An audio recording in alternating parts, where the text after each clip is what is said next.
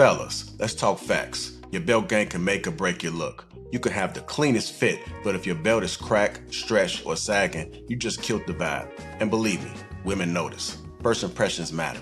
That's why I'm excited to partner with Anson Belt and Buckle. They completely reimagine how belts should work. No more holes. Anson uses a micro-adjustable track system that gives you the perfect fit every single time. Once you try it, you'll never go back to a regular belt. And here's what sets it apart. One box gives you 3 buckles and 3 straps. That's 9 different combos. More versatility, less clutter. You'll look sharp in every situation. Anson is family owned, backed by a lifetime guarantee. And because they're sponsoring this video, you'll get a free bonus buckle and a strap when you click the link below or scan the QR code. Don't wait. Upgrade your belt game today. Somebody asked me the other day, are you an influencer? Yes, I'm influencing you to be a real nigga. Tyler Perry is the Antichrist, nigga. It's a white man out here telling niggas he'll sell you a plot of land in heaven. He's dead ass. And guess what? Niggas is sending them the bread. Niggas, nah, I need a virtual tour. You bigger than your condition, my nigga. But you ain't getting no coochie as a result of it because you're trying to date regular. But you don't got no regular circumstances. You gotta find you an irregular bitch. You're gonna find them bitches and find you an epileptic bitch. Advertising is psychological and emotional. Nigga look like me. He talk like I talk. He's from the same neighborhood as me. This is what he have on. I guess if I want to be successful, I gotta have that shit on too. Niggas had y'all paying $100 plus for Champion. Let me take the protection off when I say this. That wasn't it. Now name me a nigga that's rapping this incredibly. Kendrick. Niggas got the game fucked up, nigga. You don't own no marketing firm, nigga. You ain't giving a bitch ass on a private jet. You ain't did that.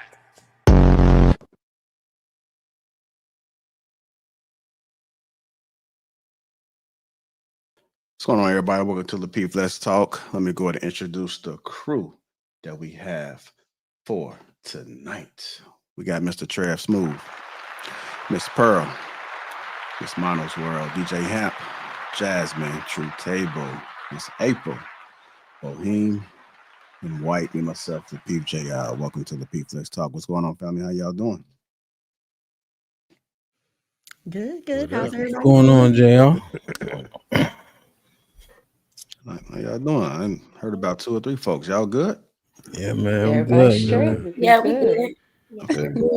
Anytime y'all got a fresh breath and above the dirt, y'all should be louder than that, man.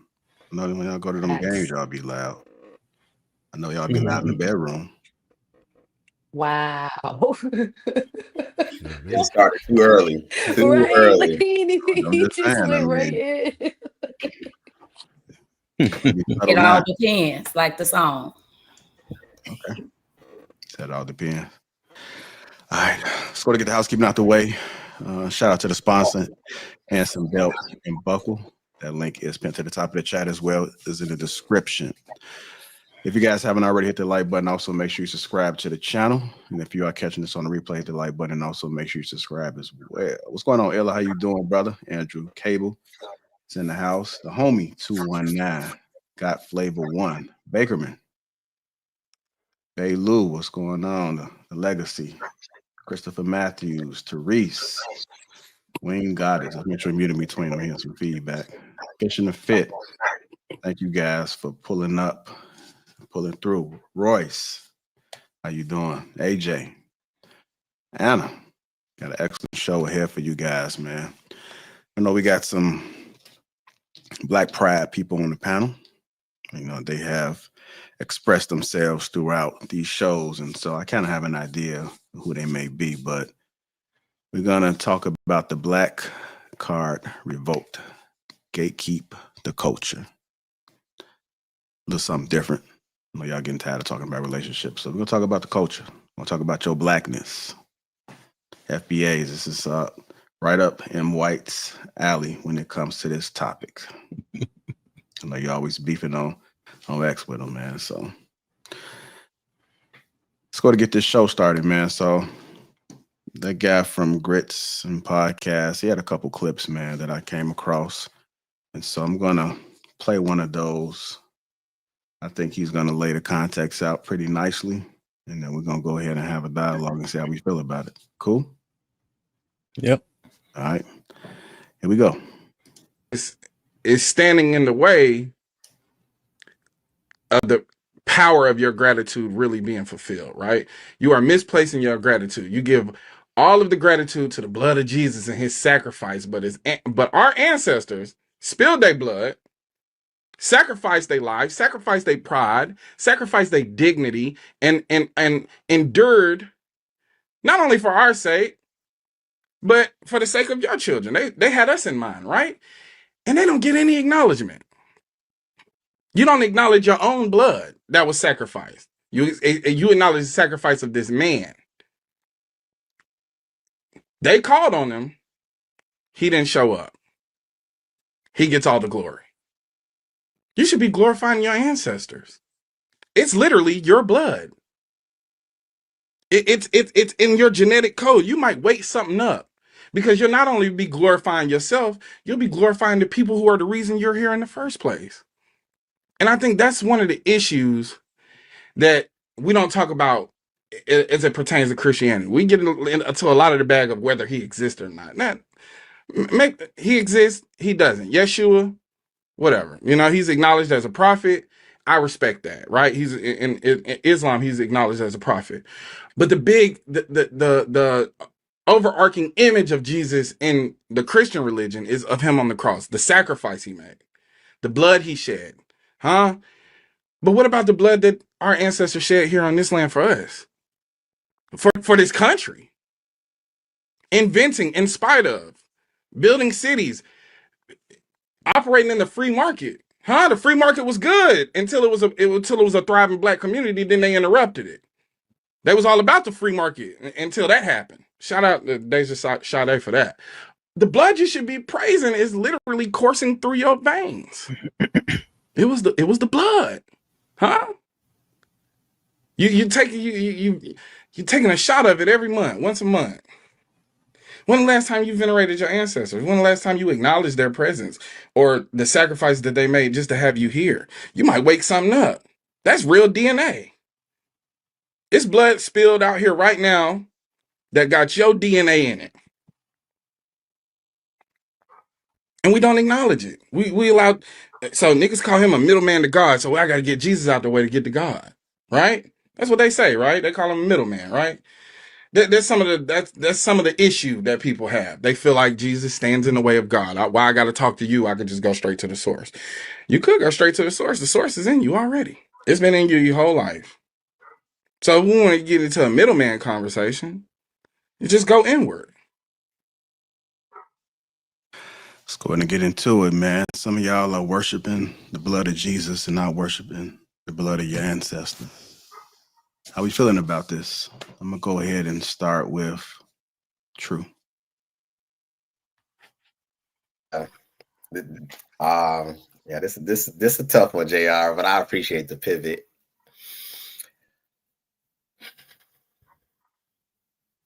Keeping it tall, as my man Hamp likes to say. I like the fact that the guy is charismatic. I like the fact that he's giving you a different perspective to maybe entertain. But I think that where I have a little bit of issue with his delivery is that a lot of believers are not well read enough to be able to determine what the sacrifice of, Jesus's life really was. So to compare Jesus' sacrifice, as he says, and all things that were centered around that movement to, human level, I think that does a lot for what someone who is a little bit more knowledgeable of the word, it's mismessaging to me.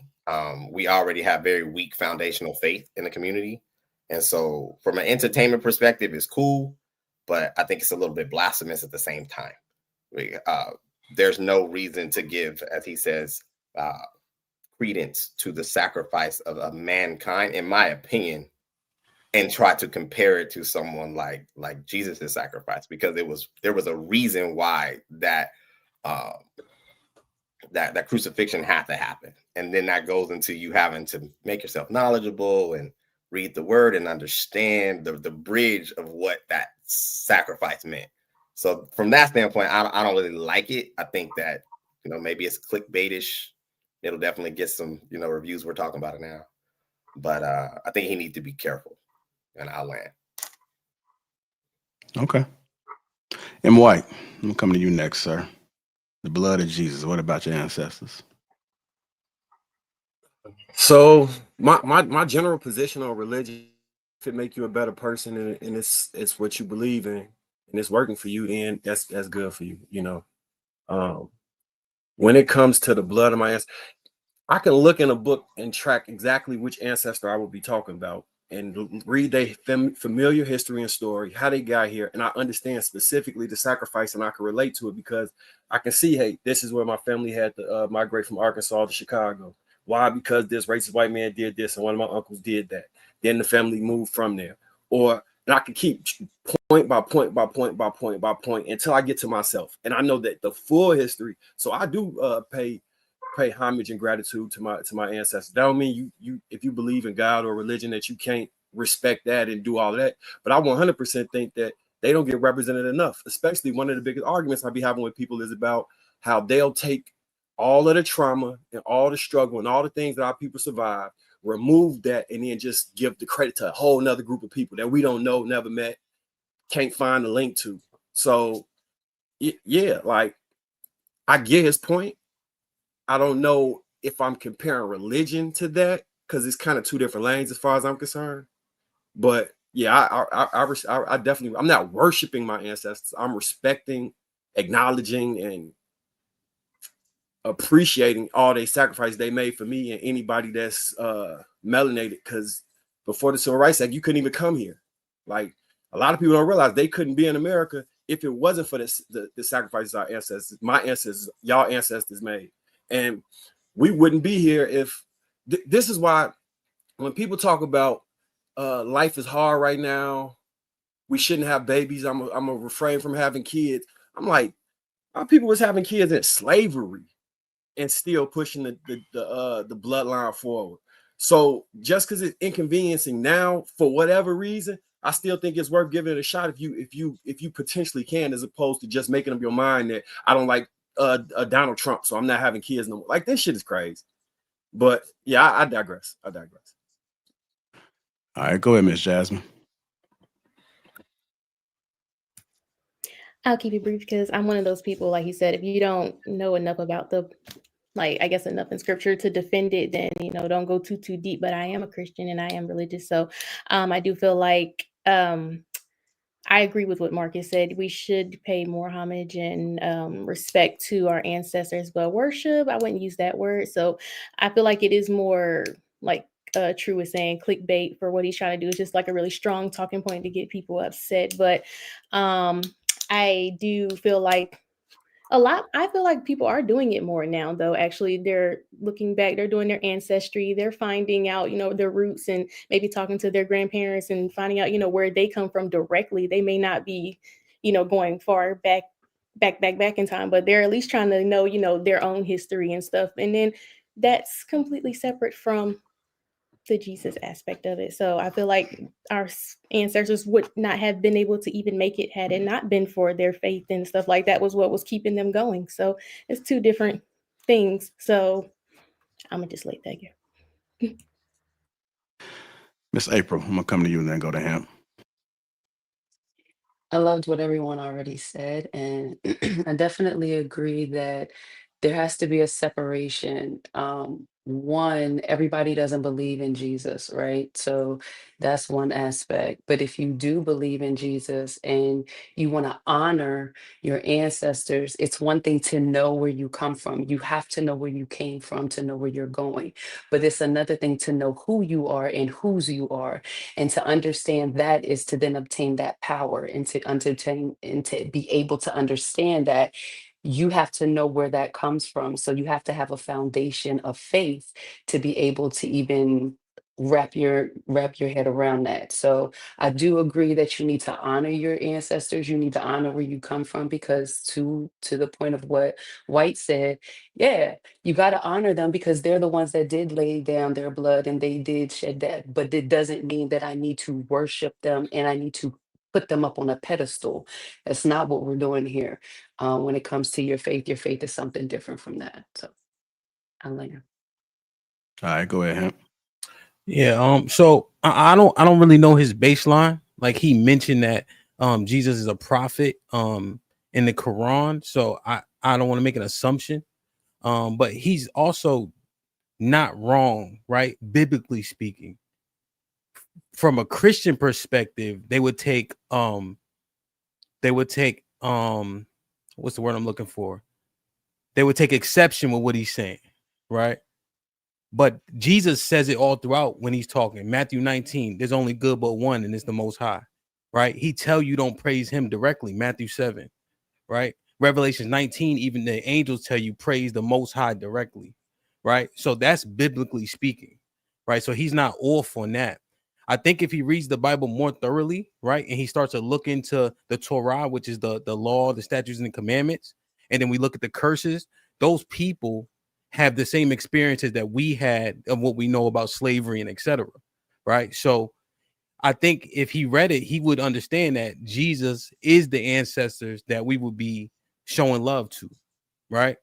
Because we don't praise Jesus. We thank him for the sacrifice for grace, right? So that I don't get stoned for doing things that I normally would. You heard?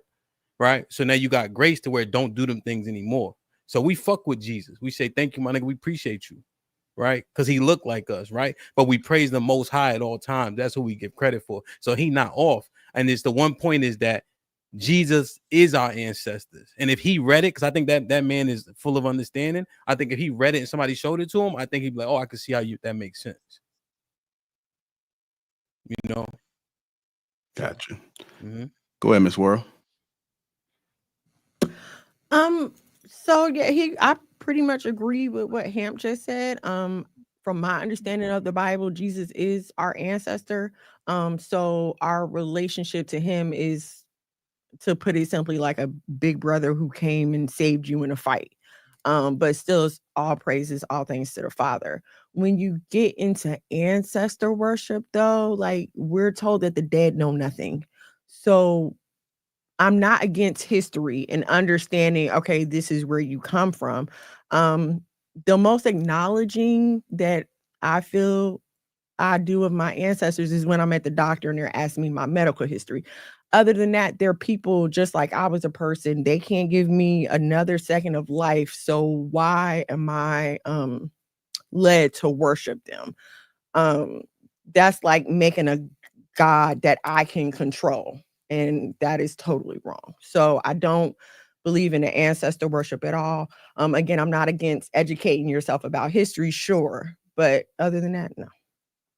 Marcus, I've seen you make a face. You disagree?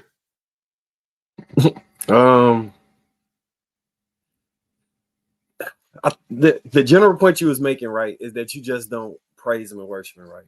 That's it. Not that because it kind of sounded like it was like a portion of it sounded like you was diminishing that, but maybe I misinterpreted what diminishing the sacrifice like of Christ. Yeah, the sacrifice. No, not at all. I'm not diminishing that. I'm not Christ. Diminishing the sacrifice. I acknowledge the blood. I acknowledge the sacrifice, but that's not to be worshipped. That's still worshiping the creation instead of the creator. Did he say worship though? And I'm sincerely asking. I don't remember him saying worship. The ancestors. I think he was talking about reverence though. Yeah, he said people worship the blood of Jesus. Why you not whatever the blood of your ancestors? So yeah, worship was in there. So that's, you know what I'm saying, what I heard. No, I heard, and I heard it. I think he did a great job. I think like what True was saying, he know how to deliver information. He pivoted once he said this is what people do in regards to Jesus, and then he pivoted to more like reverence, respect. You know, why don't we acknowledge the ancestors in the same way we do Jesus Christ? So he made a pivot, so I could see how, because I was thinking through it, so I could see how we could not just like conflate that accidentally, because he pivoted pretty quick. You know what I'm saying, from worship to, you know, Well, They ancestors. so I feel like he was trying to make an equivalency, because why put those two things together? They don't go together. The blood of Jesus and its sacrifice has nothing to do with these are two totally different categories. So to even put them together, I feel is dangerous, and it leads people down it can lead someone who is not as read down a wrong road of thinking. And it's how people wind up in witchcraft and necromancy and, you know what I'm saying, all that other kind of stuff. That's what True was alluding to too. I see your point. Yeah, no, I definitely see a point. I just when I heard it, he didn't actually do it, but I see how that conclusion can be made. You know what I'm saying? So I catch your drift. All right, go ahead, Bo. Ooh, child. A lot of this teaches me, or lets me know, that people are not learning enough about who they are and how it is connected. We have somehow allowed Europeans to make our witchcraft, our voodoo, our hoodoo, our ATR, all of that demonic somehow, wrong, blasphemous. Having reverence and venerating your ancestors is not worship, but it has everything to do with Jesus. It has everything to do with what he did as well. They were being an example. They were sacrificing themselves for future generations, for the cause. That is exactly what Jesus did. That's exactly what he did. It has everything to do with each other. He selflessly gave of himself to save people. Our ancestors selflessly gave of themselves for a cause. Jesus was absolutely caught, like he was an activist. That's exactly what he was. Our ancestors, activists, that's exactly what they were. They have everything to do with each other. And you all have let them tell you that honoring your ancestors is somehow wrong. You're not supposed to do that. You're not worshiping them. You are remembering them. They are a part of you. They gave you what you have now. They helped us get where we are, just like Jesus did. They told you that Jesus was a white man, and y'all believe it.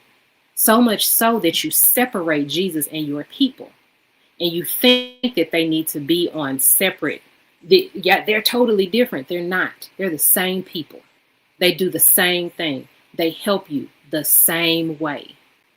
And we have allowed people to tell us that ATR is wrong. Having an altar is wrong. Remembering, honoring, giving, sacrificing, because they did. It's an example of what we are supposed to be doing, and remembering that gives us something to fight for, to fight toward, because they taught you that it is not your life that matters. It is the future generation's life that matters. What your ancestors taught you is that once you are born, you are already dead. And so now you need to give your days to the people who have not yet come, or the people who are coming up, because they are the ones that matter. That's what they did. And that is what allowed them to give themselves, give their lives for the cause of us. That's what allowed them to do that. That's why they were like, I am not afraid. I am going to walk across this bridge. I am going to run across this field. I am going to try to be free, because I do know that future generations deserve this. And we are too scared to do that, because we have separated ourselves from our ancestors. We have actually separated ourselves from even Jesus. He fought for everything. He fought and died for everything that he believed in.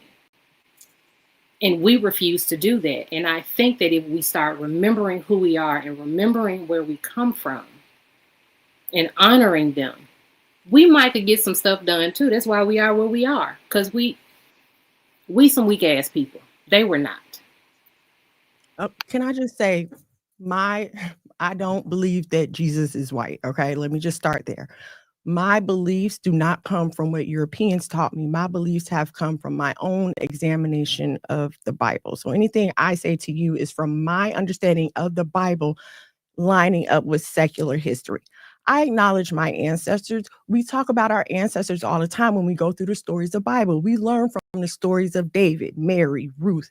We do not worship them, however. I can learn from Harriet Tubman, Maya Angelou, all the great descendants of slaves who have come before me. Yes, I do not worship them, though. I do not hold them in any more reverence than I do anyone else on this panel, because they are human like me. And if in fact they are in tune with the Most High, they would direct that worship to the Most High themselves, realizing that we're all just servants here in this flesh.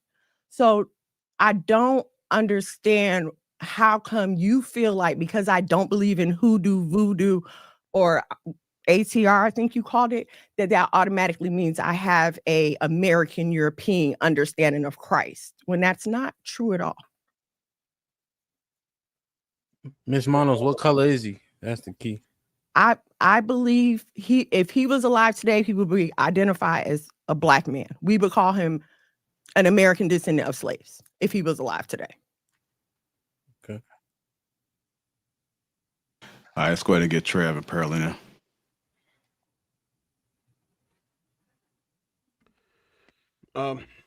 So as far as his messaging is concerned, I'm a little bit troubled by that, and I only say that because I do understand content creation and how a topic can be and sometimes should be polarizing if views are what you're looking for, but I don't think that the message should ever be polarizing. And from what I see, just based on the panel itself, people interpreted the message in completely different ways, and we all just listen to the same shit like in real time. It's not like it was a rumor where one person heard it and then it was told to another person. To me, I'll just say what I heard, and regardless of what he was trying to say, this is what I interpreted. It sounded like he definitely formed some parallels between when he used worship. Even if it was a pivot, he said it and then went immediately to the ancestors. So to me, that's drawing a parallel. And as far as worship, M. White definitely hit the nail on the head since early, and just knocked down the word worship itself, because that's a little bit much for me. I do think admiration, respect, homage, which I think M. White mentioned, all of those two, makes a lot more sense to me. Right. We should research. I don't think anybody else on here really dug in like that. I could probably go back about 5 generations, and that's about it. I wish, but my situation is a little bit different. Like we were colonized by British or whatever. So we're now on a different continent. It's different. So, but it's difficult to find the information. And, but I think you should talk to some of your elders and try to find out and see what's up with that. We should absolutely know where our roots are and teach your children, because a lot of times we don't do that. You should have a family portrait. You should be going through that and explaining to them what it is and what the importance is. As much as our history has been stolen, we see it today. They still do it. They want to rewrite history. They want to steal our history, steal our heritage, and tell us that we wasn't shit even back then when we was killing it, right? And that's part of what it is that people want to do to us, because one thing that I've always understood, right? People understand what our power is, and they fear it. Simple as that. If they didn't, they wouldn't constantly fuck with us. They wouldn't constantly malign us. They wouldn't constantly be on our top for every damn thing that it is that we do. They wouldn't constantly come up with weird ass stats that push narratives that, if you look into it, don't even match up to what it is that they are trying to convey to us. So it's extremely important for us to know our history, and make sure your children do, and make sure that you are because if you don't know where it is, it's going to change your trajectory for what it is you can do. We should understand how great we were. I'll leave it there for now. All right, go ahead, Miss Pearl.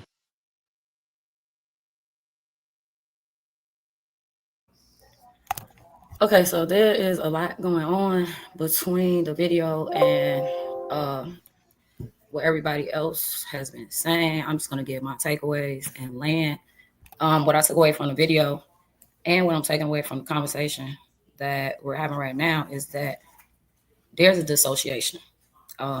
And that dissociation lies with us, I guess, determining if we're either religious or spiritual people. And even with that, like, y'all know how I consider these topics to be onions because it's just so many layers to it.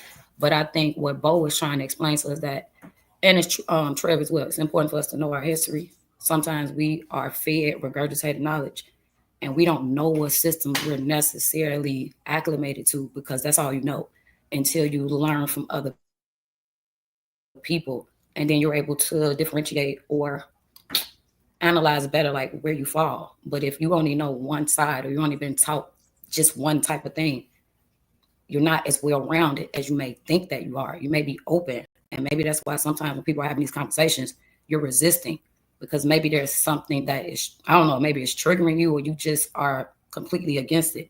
But for me, like I said, I think it's just a dissociation with us. I think that, like what Trev is saying, we can only go back so far in our history. So what do you really know when we break that down? Like there's a disconnection between us, our lineage, our legacies, our histories. So I think maybe if we did individual analysis of that and maybe figured out more of that, we could bring more to this conversation. Because I'm feeling like people taking like personal hits. I don't know. Y'all be like hit dogs, holler, whatever y'all be saying. But I do feel like voodoo in itself has like this negative or sensationalized connotation to it. And it's directly related to our ancestors in Africa. Like Black people always want to scream out, we from Africa, we from Africa, we from Africa. But again, how much of that do you know? Because a lot of your ancestors could have been practicing voodoo. I'm just saying, so until you really do that thorough study, can't really come to the conversation as if you know everything about everybody, because we don't. There is a clear cut between us and these ancestors that we're speaking about. So I know we be want to act like we know everything, but we don't, right? So I ain't gonna even play the role. I don't know.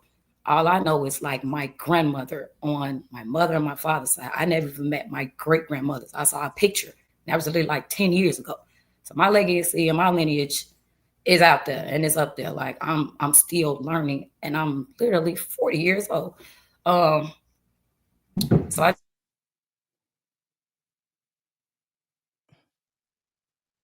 She froze.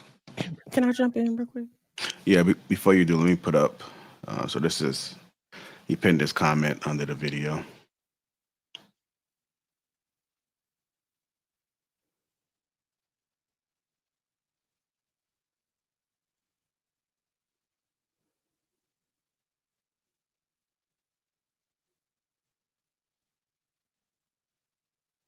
Mm-hmm. I think like Hold on, Drew. I'm gonna go to you. She spoke first. Then we'll go to you. Go ahead. Only because I asked. I'm sorry. Let me just say this. And I was kind of hesitant because I always want to make sure I'm respectful of boundaries that me and my husband have agreed on. I believe that we are descendants of the Israelites to the Bible. I believe the Bible is about us. So when you ask me what color I think Jesus is, I believe he would be a modern day Black man. I believe that from the Bible, there was a select group of people that were Israelites, but there are also other dark-skinned ethnicities of people. When we were coming out of Egypt, God warned us not to mix with certain people because of their spiritual practices. There are groups of people who we were not to marry our children with, who we were not to do business with because they worshiped other gods and had other religious practices, okay? Now, I also believe that the Bible is not for everyone, okay? And it says that. Some will hear and some will not, and that's okay too. My mission is never to beat somebody over the head. Plant a seed, water a seed, the Most High get the increase. But also if the message isn't for that person, it's not for that person. That doesn't make me love them any less as an individual. I'm not going to treat you any different. I believe we're to live peaceably with all people as long as we possibly can. So I do worship Jesus as an ancestor. I worship my Israelite lineage as an ancestor, and I've learned from their mistakes. And quite often the mistakes that ended us up in slavery were worshiping other gods and following behind other customs. So for me, because I was listening to what Pearl said, and so all right, so this book right here, Pearl, this my family lineage, right? And I could go from 1728, the enslavement and sale of my people from a breeding farm from Virginia to North Carolina, to from Virginia to North Carolina. This is the actual receipts from that. If you can see it. From Virginia to North Carolina, the prices, like maybe I need to flip it around so you can see. No, it's showing clear. It's showing clear. Bring it. Yeah, bring it. So the applications for because they used to keep immaculate records, tax records, and all those things, and they go generation by generation with each specific generation until you get to me. I'll show you. Hold on.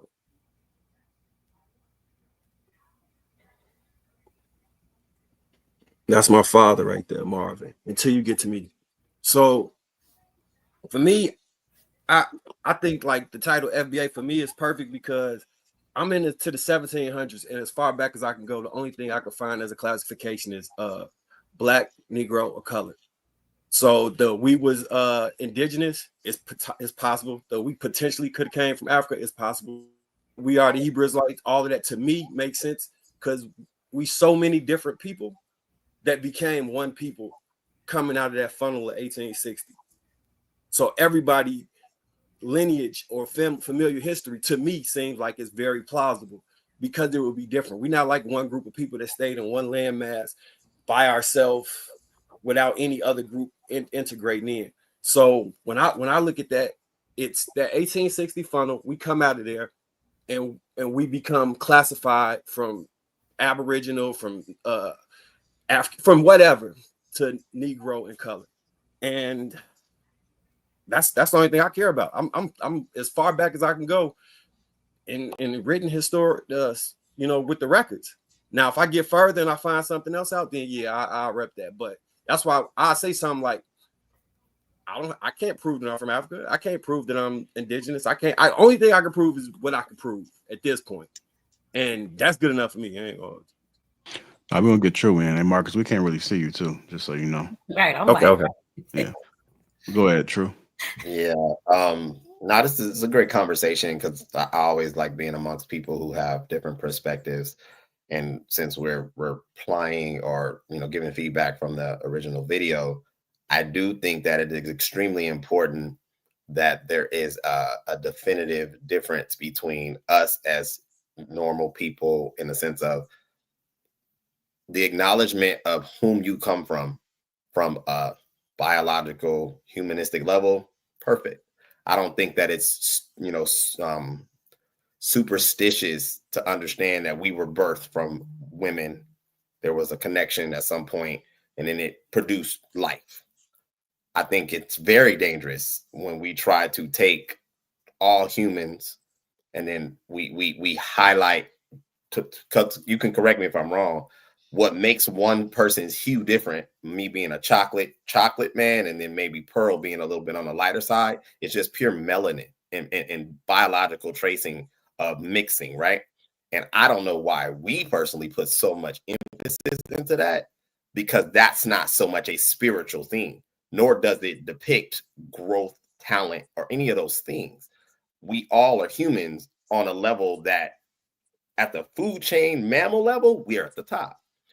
But to compare one sacrifice on a level of like a Harriet Tubman and then a Jesus Christ, I think we need to be a little bit more careful when it comes to that. And mainly because regardless of what people want to say is their religious practice or whatever, I find it interesting that people spend more time defending what is not to be quote unquote true, when religion and truth don't got to be defended. If you believe what you believe what you believe, and stand firm on it, right? But it's interesting how much effort is put into how we want to take someone like a Jesus Christ, who is internationally and galactically known, and deduce and bring down to just someone who may have orchestrated a technological advancement or something. For me, I take pause with that, because that can be dangerous. We have, I think Bo said it, we have a very fickle, weak perspective current day, and the convenience of even being able to have these open conversations current day. Because at one point, I think everybody knew how our survival was depicted from knowledge of spirituality and whom we really are. And I digress. Can I just jump in real quick? Because I'm like, I agree with what you're saying, True, that it's very dangerous to try to align the two. But I'm gonna take a stab at this, because I don't think people also understand that ancient Kemet teachings are very, very similar and very parallel to Jesus Christ. Even when you look down with the symbolism of the Ankh, they took out, now Christianity was Bible books have been removed from the original Bible that they don't talk about, that are talking about to the same thing of what Bohem was talking about, which is that spirituality. I mean, even in the Bible, they talk about utilizing crystals. They talk about utilizing frankincense and myrrh. They talk about those things because there is a spiritual connection that goes along with it. And it's not so far away from Christ himself, but it has everything to do with placing ourselves in a posture of Christianity, right? Christian, when you think of a Christian, it is a mindset, it is a lifestyle. It's not so much of a person, but it is a spirit essence that we embody and it is a Christ consciousness in which we're trying to embody, not so much of worshiping a person, but so much of trying to become the essence of that spirit is what it is. I think the parallel in the spirituality piece of it, because they're very much the same. So I'll stop there. Go ahead. So there's just a lot of things to keep it tall. I think what Miss Mona, how you say it? Miss Monis? Miss Mono. I'm wilding. Damn. It's Miss Mono's World. Like, that's my handle, but I go by Miss Mono. All right. Yeah. Damn, I did a terrible job. I apologize. Jesus Christ. So one thing she was pointing out, though, right? She was making that there's a stark contrast, right? The people that have that are Negroid, that are not the same people, right? So the scripture disagrees with what you're saying, True, right? In Deuteronomy 7 specifically, it says, do not mate with these people at all, right? The Canaanites specifically, which was so-called black people as well, right? It says, thou art an holy people unto the Lord thy God, right? Above all people on the face of the earth, right? So even the Most High separates people very distinctly. And he says, do not make marriages with these people that actually look like you too. Right. Wait, brother. Wait. Because I gotta. I love where you're coming from on that, but I gotta come back and say with you, thank God we live by grace through faith, because when Jesus came and he died on the cross, he took all that religious stuff, all of that when he said, when was the law done away with? Hold on, you guys. I don't think the I'm law finished. Let him finish. was Let him done finish. away when he atoned. I'm sorry. Can you find that in the Bible for me? Can you show me Hold on, Miss Oh, World. yeah. Miss World, Miss World, April. Let him finish, please. Thank you. Yeah. And then they claim about there were books removed. Which ones? Right? What council are you referring to? Who compiled the books that we have in the first place? Right? The first King James in 1911 had 80 books, right? Martin Luther removed the Apocrypha from it, right? When you actually compare Kemet to it, their gods are homosexuals, right? If you look at the Book of the Dead, right? And spells 663, right? He copulated in his buttocks, Horus, right? We don't have homosexuality in the Bible, right? So I just, when y'all make the claims, I just want to make sure that we are fully prepared to prove that, right?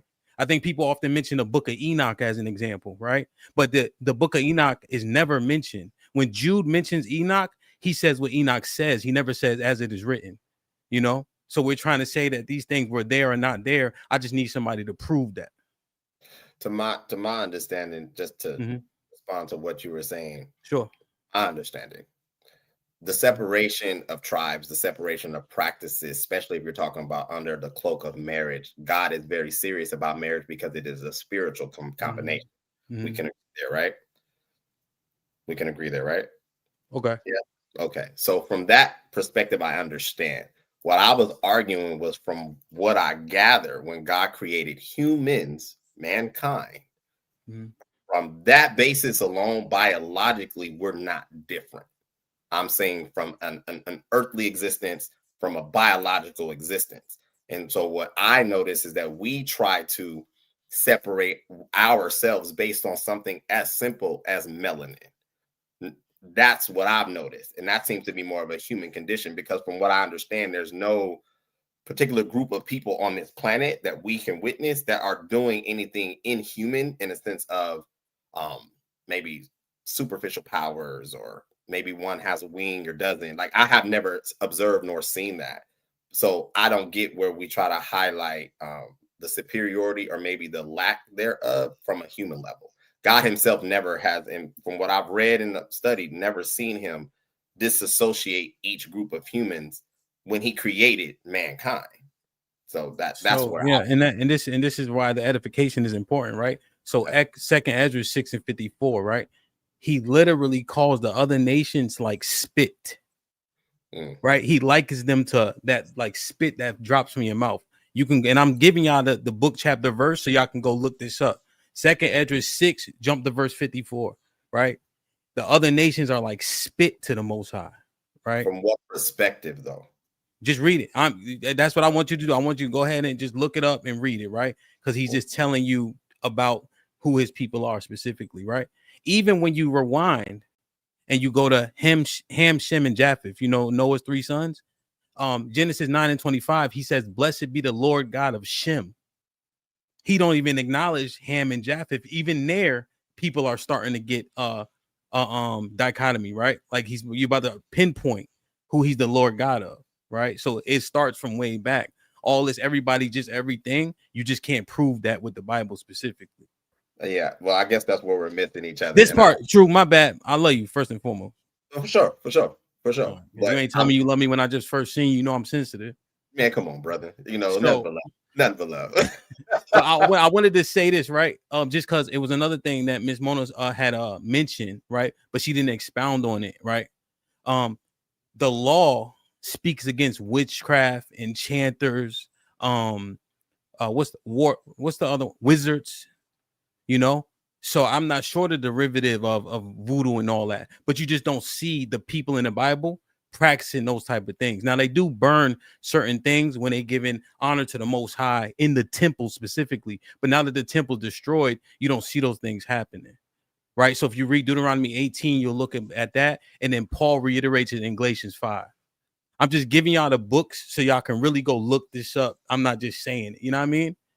So I'm talking fast because I don't want to monopolize the mic. You heard? So I got you. Anybody want to respond to anything? I know. Go ahead. I did want to respond. Yeah, real quick. I wanted to respond to, because they made mention of which where does it say that Jesus fulfilled the law in Matthew 5:17, verse 18? He said, "Do not think that I came to abolish the law, but that I came to fulfill the law." So when he hung, bled, and died on the cross, that's when he came to fulfill it. So when he fulfilled it, he said, "One commandment I gave you," he said, "to love one another." April, do me a favor. Keep reading. Oh, I didn't go to anything. I was just beloved. I was literally coming off of the cuff of where I was at. Like, April, let me say this. That was where I was at, and I appreciate you April, let me say this. I love you first and foremost. Let me just say that. You heard? Oh, absolutely. It's always love. Now you got to pull it up, though, beloved. Because what does he say in the next couple verses? Right? Go into it. Come on with it. He says, not Come on. one jot or one tittle shall in no wise pass from the law until all be fulfilled. And that was his sacrifice. Correct. Hold on, we're going to keep going. Mhm. Right? Those who teach people not to keep the law, what happens to them? Oh, well, they perish. We know that. Okay, so the law is still there, right? What that means is Jesus gave us a grace period. In the Old Testament, so-called, right? If you did it, like you remember the dude was he was collecting a bunch of sticks, right, on the Sabbath. So he was running, they ran him down, stabbed him, killed him in the temple, right? So then the Most High said, all right, y'all niggas need to wear fringes to remind you of the commandments because y'all bugging, right? So now what happens now that we have grace, we are allowed to repent, right? And then don't repeat the sin, right? We don't have to have the burden of the penalties, right?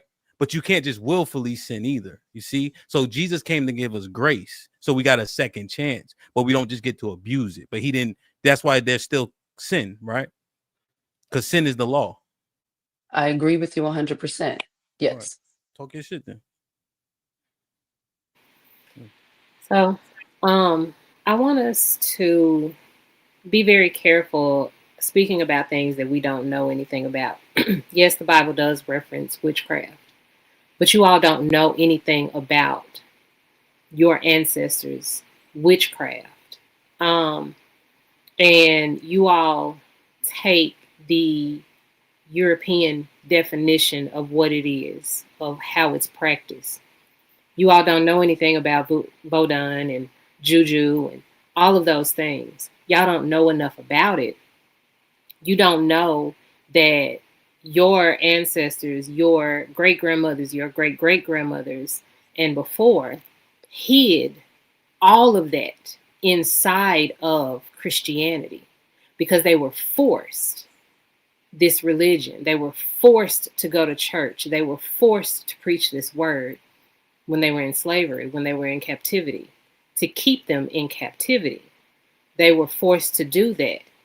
But in that message, a lot of the things that you all do in those buildings, your ancestors hid there so that they could keep a part of themselves. So that witchcraft and that voodoo and all of that stuff that you think is bad, that you think the Bible speaks against, you do that inside of those buildings. And I'm not talking about burning stuff. I'm talking about actual practices. Your rituals in church are a part of that witchcraft, voodoo, vodun, juju, ATR, all of that. It is the only way they could keep who they were. It's the only way. That's why white churches and black churches look so different. White people do not worship the way black people do. It is because they brought themselves over and they couldn't lose themselves in their practices, in their rituals, in their traditions. Because black people are heavy on tradition. You all have the traditions of that which you speak down about, because we have all, myself included until I learned better, we have all turned away and looked at negatively anything but Christianity. And we've called it witchcraft and demons and all of those things. But listen, there are parallels between Christianity and the traditions and the practices and all of the other things that you all think are bad. Like what? Drinking of the blood. They do that. But that's in Matthew 26. I'm understanding that. But what I'm saying is, okay, so this is also important. Mm-hmm. Everything that's in that Bible, Uh-huh. everything that Jesus taught, Mm-hmm. that came from that big ass continent we call Africa. All of those practices came from that. Where do you think he learned it? Where do you Israel. think any of all of this came from? We Israel. are the origin of everything. But remember what Miss Mono said. All skin folk, they literally not the same people. It doesn't matter.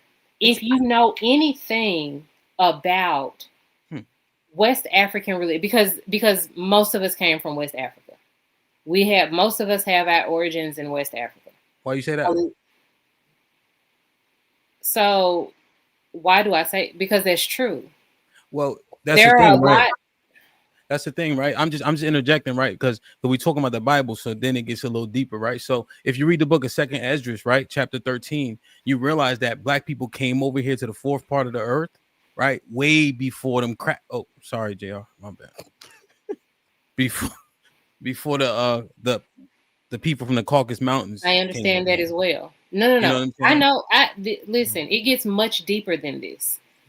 I mean, we can go all the way back to the Ice Age and how they evolved, how they came about in the first place. We can go all the way back if you would like to. I understand the history of how we populated the earth and all of the things. I'm not negating that. I'm starting at a specific point. So I'm not taking any of that away. I do not know that, right? But if we're talking about the transatlantic slave trade, okay, they took us from West Africa. Okay. So it doesn't matter what percentage of us, most of us, all of us, none of that. I'm just saying we do know that there are departure points in West Africa for the transatlantic slave trade. So what I'm saying is, because we were coming over here from West Africa at some point in some number, a lot of that stuff, a lot of the sub-Saharan people, all of this stuff came from us.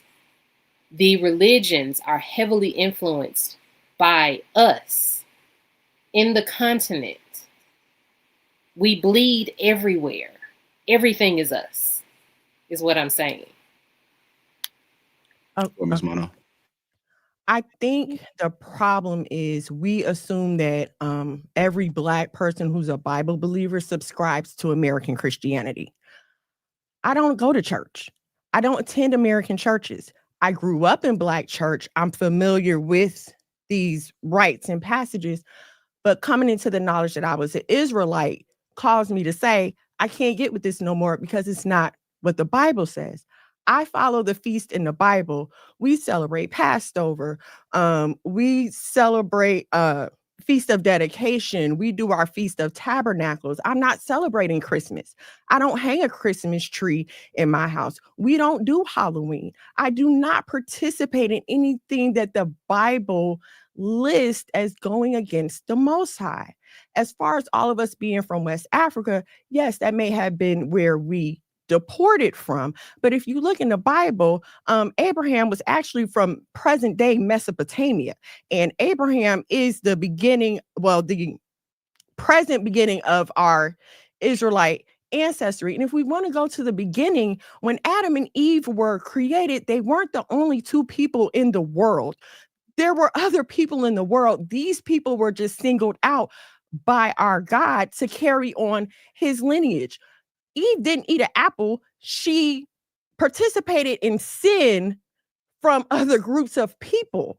So it wasn't like God made two people perfectly and then all this other stuff went wrong. We have to look at the Bible as a book of history, not a fantasy, because it has real life implications, and these are real life events that occurred. So again, there's always been other groups of people that have other practices. And hey, that's between them and their God. But the God of the Israelites instructed us to live a certain way. Being an Israelite is not a religion, it's a nationality. It is embedded with customs and traditions that I follow. And acknowledging that means that I leave American Christianity behind. So your arguments are for someone who still believes in American Christianity.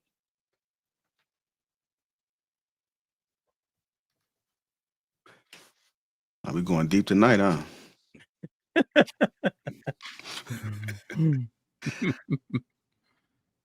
Yeah. Try not to smile over there drinking that water.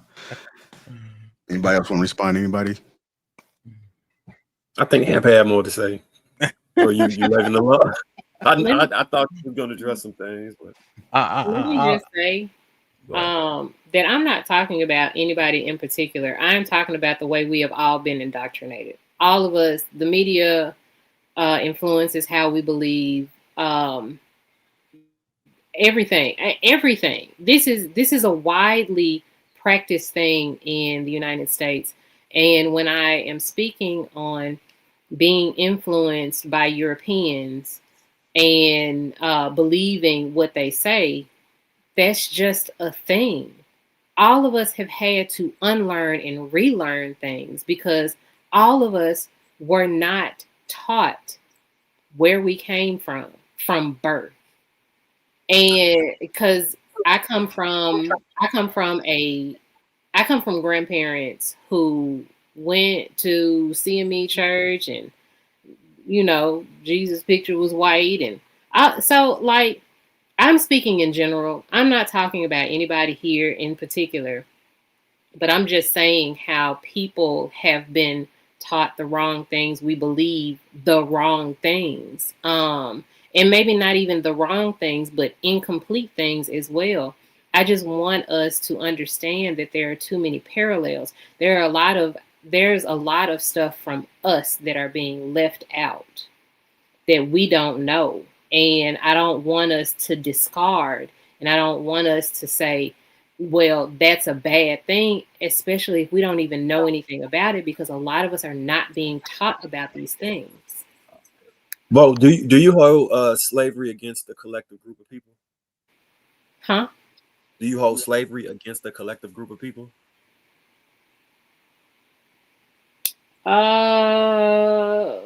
That's a difficult question to answer, honestly.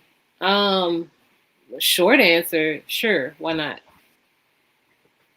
So even like I'm 10, 13 generations back, and I can't find a specific African. But even if we did have an African in our lineage that we could trace back to the progenitor, the same way we would find a YT man potentially in our lineage, I wouldn't claim I view both of those things the same, because they practiced a heavy slave trade. Before it was the sub-Saharan slave trade, then it became the transatlantic slave trade. So in my view, which is why I say the only thing that matters for me is moving forward what I could trace, because if you sold me into slavery, we're not cool, we're not family, we're not friends, we nothing. And if you made statements and was proud of your proceeds at the time and then get mad later because you didn't get enough money from slavery, man, look. Oh, are you talking about Africans? Yeah. Okay. Yeah. So you were credited in West Africa, and I'm saying this, like, granted, I don't believe this is the precise story, or at least the totality of the story. But if it is, the story is not the slave kidnapping; it's the slave trade. Those people would have been actively selling people. I understand. So for me specifically, I'm and like, because I know a lot of times culturally we'll give credit for like everything we do, saying it has original roots to Africa, right? Mm-hmm. But my thing is, where none of our answers, we have no cultural continuity within each one of our generations of lineage, with them teaching us words, language, traditions, and traits from a specific place over there. The only thing that we actually have is what we got here, mm-hmm. unless you pull it from the Bible or the Quran. Yeah. So a lot of our history is extremely like convoluted. Like we will never get a straight answer about anything. We will never truly know anything because a lot of things have been erased. But what I want people to really understand is that did our people like have a hand in it? Yeah. But the way chattel slavery and the slavery of our people, because everybody has been enslaved at some point, right? But chattel slavery is one of the most egregious forms of slavery. Like literally they made us cattle. Our people did not do that to their own people. They were not property. That was not it. They were prisoners. They were being punished. Slaves over there were not the way. No, they weren't. That's just not, because we don't dehumanize people. Slavery in amongst our own people, it was not a dehumanization, and it was basically, I take over your land, you take over my. You have to enslave people, right? There is punishment, slavery and punishment. You have to work things off. Hey, you go work for this person or whatever, right? I don't particularly know the ins and outs of it, right? The only thing that I know is that we were not property. There was always a level of humanity in all of that. And there's no way that they could have known the atrocities that we would face at the hands of those people coming over here. They didn't know that we would basically be workhorses, funding a country, funding capitalism, starting this place. And if I'm being honest, the people that were already here, they were enslaved. They were enslaved because they knew they were captured, and they were enslaved because they knew the land. Them people didn't know this land. Those people had no clue about what farming was or anything. Our people didn't use us like that. They used us because they knew nothing. The land that they came from didn't have the lands that we had. They needed agriculture. They didn't know how to do any of the things that we knew how to do. They used us. Our people had no way of knowing that, because that is not how enslavement went in our original lands. It's just not. We went through. Go ahead. I just want to ask you one thing about that. So you said we weren't dehumanized or property, but could either of those be true if you sold a person? So before you answer, let me just give you context, Bo. It's a king called King Gizo. He's quoted when requested to stop the slave trade by the Europeans. He has a quote that says, "The slave trade has been extremely profitable to my people, and there's nothing I enjoy more than seeing my enemies reduced and destroyed to slaves." Mm-hmm. I think we make excuses for it because we kind of view through a lens that kind of excused a whole lot of horrific behavior, and that's assuming that that's even the part of our origin, which I said in the beginning, it could have come from many different lines to get to this point. Mm-hmm. Only about 400,000 actually came here from there. But using the argument for those people, I can't excuse that. If I even was part of those people, I can't excuse that. For me, if they participated in it and built kingdoms off of it, yeah, bro, it's up. So like, you built a kingdom around that, it's up for me. I'm not saying that we are excusing anything. What I'm saying is that your people are not as bad as those people, because we still have a level of humanity. You are missing the humanity in all of it. We still had a level. We still respected humanity. Prisoners of war, people who were captured, is something completely different than we are cows, dogs. They didn't see us like that. But all is fair in love and war.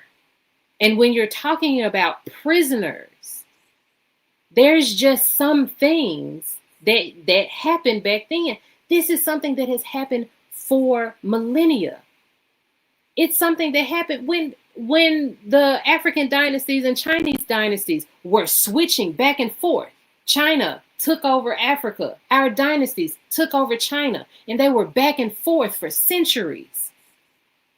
That's what happened. You clear the people from the land, and the people that you keep are your prisoners. They were enslaved, but they also did not dehumanize them the way those people dehumanized us. There is a level of humanity that white people just do not have.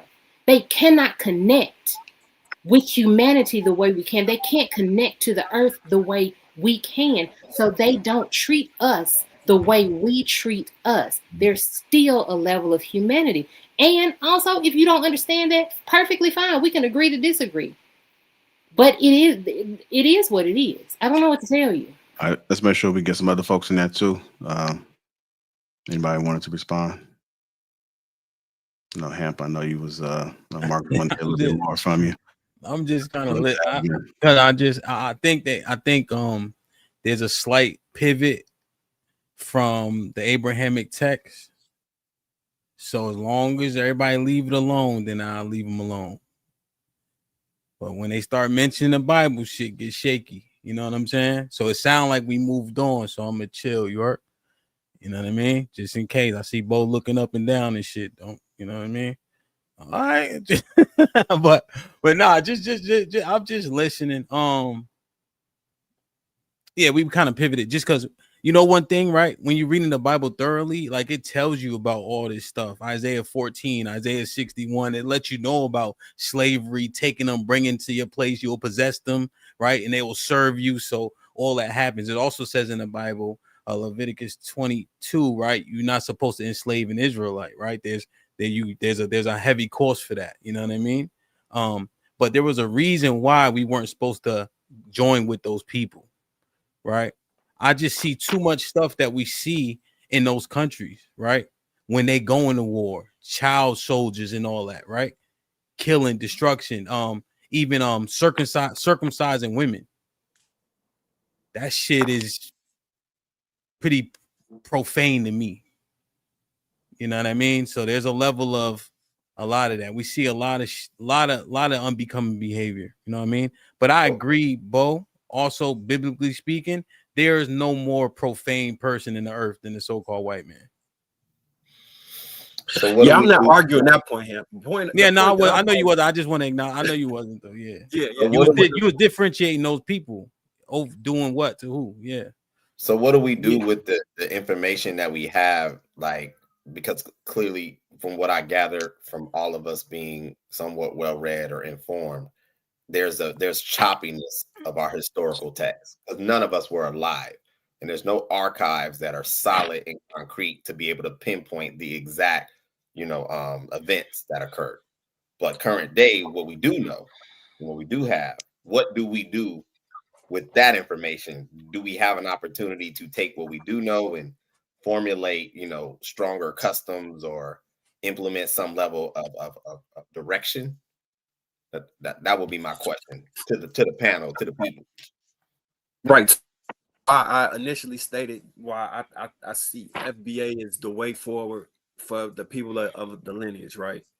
Whatever name you're using to choose to describe, if it highlights and draws the line around specifically who those people are, if that word is Israelite, if that word is purple crayon, I'm not so much concerned with the specific word, just the recognition of that specific group of people in a specific history.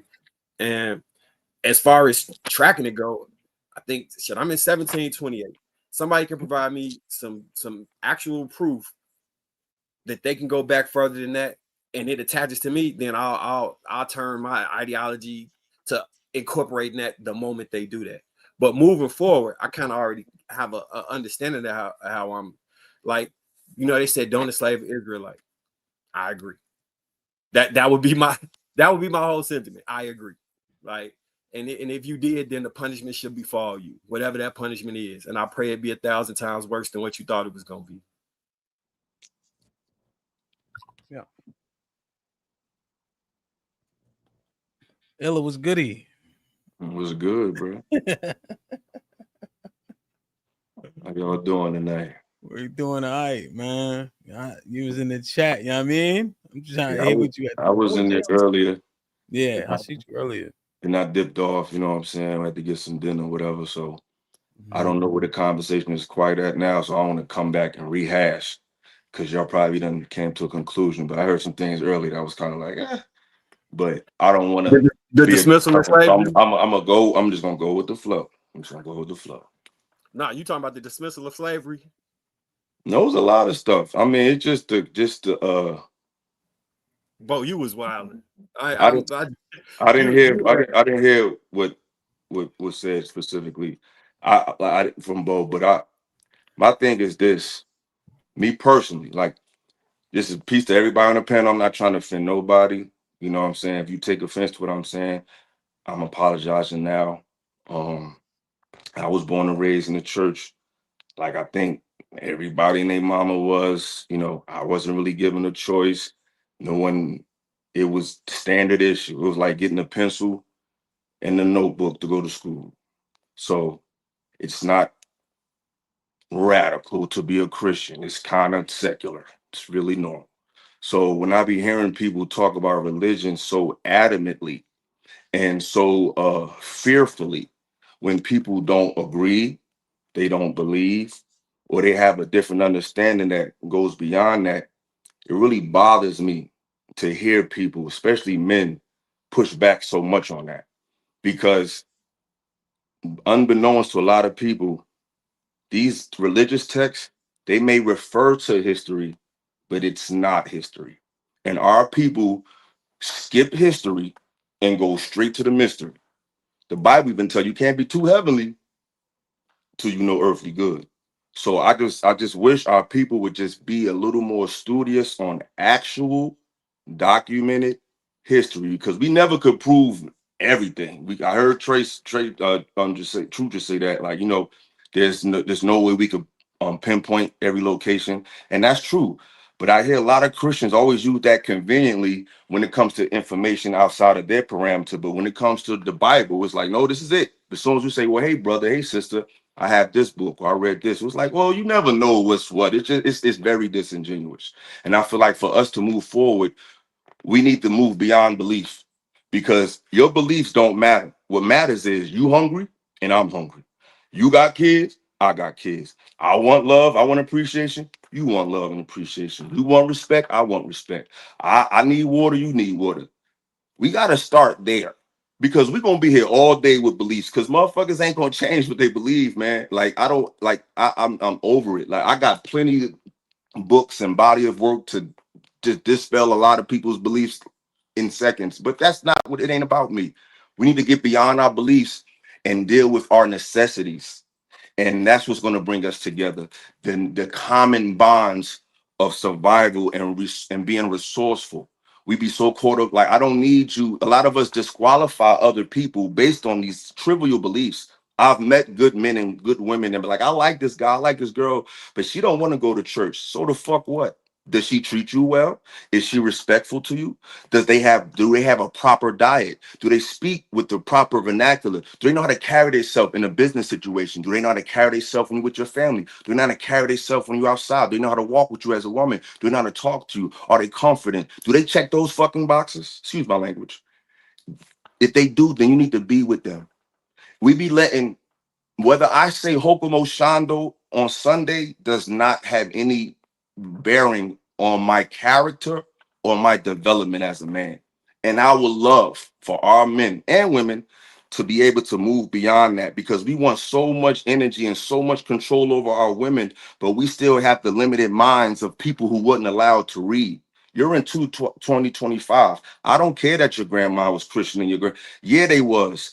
All they had was some cornbread, the Bible, and the whip. They had to have something, but they wasn't allowed to go beyond but a certain limit. So in 2025, why are you limiting your mind and your concepts to those of who wasn't allowed to read, but you want your woman to respect you? I just don't understand that. I appreciate what you said, and I'd offer this because you were very profound in what you said. I think that needs to go both ways, because what I see is both. I see that people who want to now break out a frame or break out a template and have more ideas be introduced to a foundation of maybe Christianity, religion, whatever it may be, right? But then there's people who are very confident and centered in what they believe and should be left to believe that. but I see more visceral energy from those who want to journey off and create different belief systems or different embodiment of thought. They come harder for those that are like, no, we're good. I don't need necessarily to be convinced of more of what you think is a different way of living life, because from what I've gathered at my belief, I'm confident and comfortable here. So I believe there should be room in grace and love for both. And I'll let. And that's true, but that's why I said we need to go beyond belief. But the reason that people feel that way is because oftentimes it's quite the opposite. And you're dealing, like, for example, you got the young brother NLE Chopper. He was talking about how he understood the Bible, and he was just ostracized to a degree. It's like when I talk about things, or if people, the train of thought that I'm from, like I'm from Jersey, I'm from a place where we have to, I was raised in an era where you had to do something called show and prove. So if you can't, because the things that people, like what you just said, your beliefs, the core of what's keeping people grounded is just being reasonable and being righteous. It's what's keeping you grounded is not your belief in an event, it's how you live.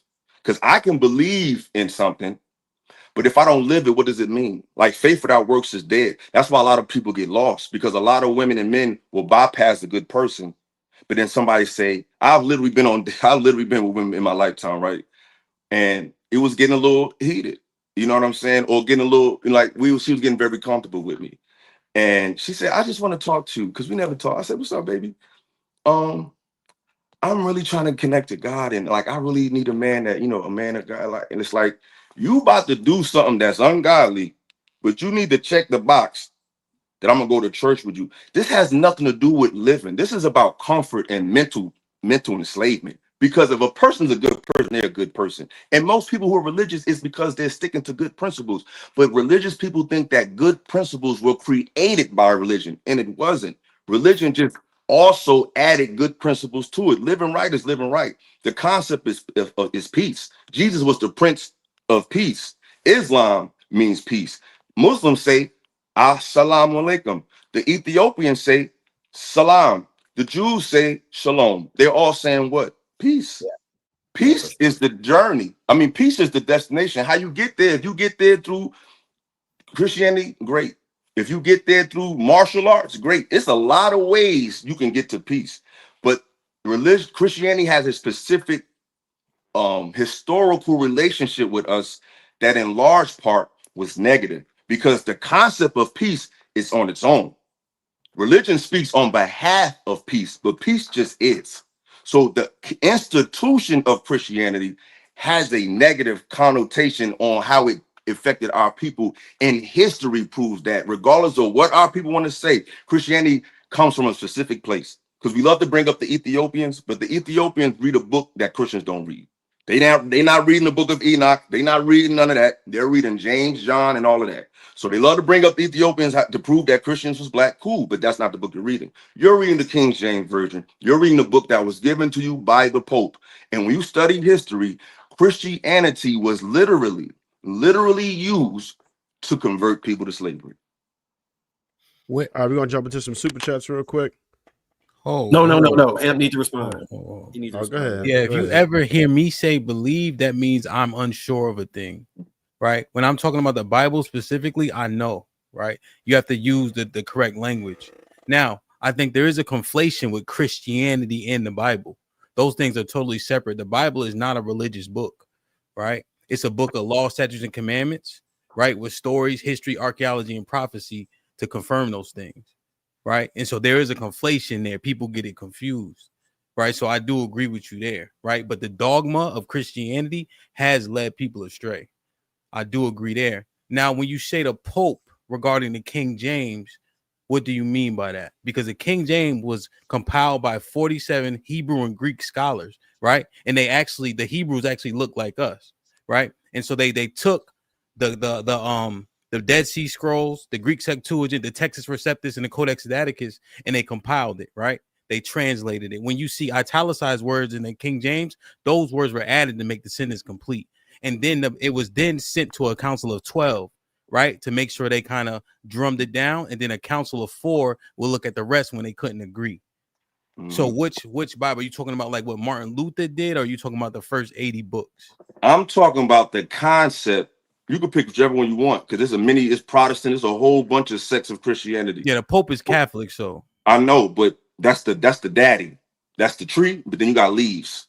They all came from the Catholic Church when it comes to how Christianity was politicized and militarized. That comes from the Pope. So we live in the world. That's true, right? Yeah. We live in the when I give information, I'm giving information that's pertinent to the reality that you live in now. Because we'll talk about Egypt and all of that, but we live in a world in America that's a direct result of a recent but far away political conflict. We were many things. You can go through history and see that we believed in a lot of stuff. But I'm talking about the paradigm we in now. The paradigm we in now is a product of an Islamic Christian conflict. Yes, it is. So in the paradigm we in now, Christianity was a detriment, and they used the Bible to convert us into slavery. And to further my point, I'm not gonna just freestyle. Y'all know me. I love these goddamn books because I don't like leaving things up in the air, and I don't want people to feel like I'm just talking just to be talking. And I like to give people something that they can reference to. So hold 1 second. Okay. Yeah, and Bo, you actually you got it? Okay, go ahead. I muted him. He muted. I'm not gonna be long. This is quick. This is from a book called The Iceman Inheritance, ladies and gentlemen. The Iceman Inheritance. Prehistoric sources of Western man's racism, sexism, and aggression.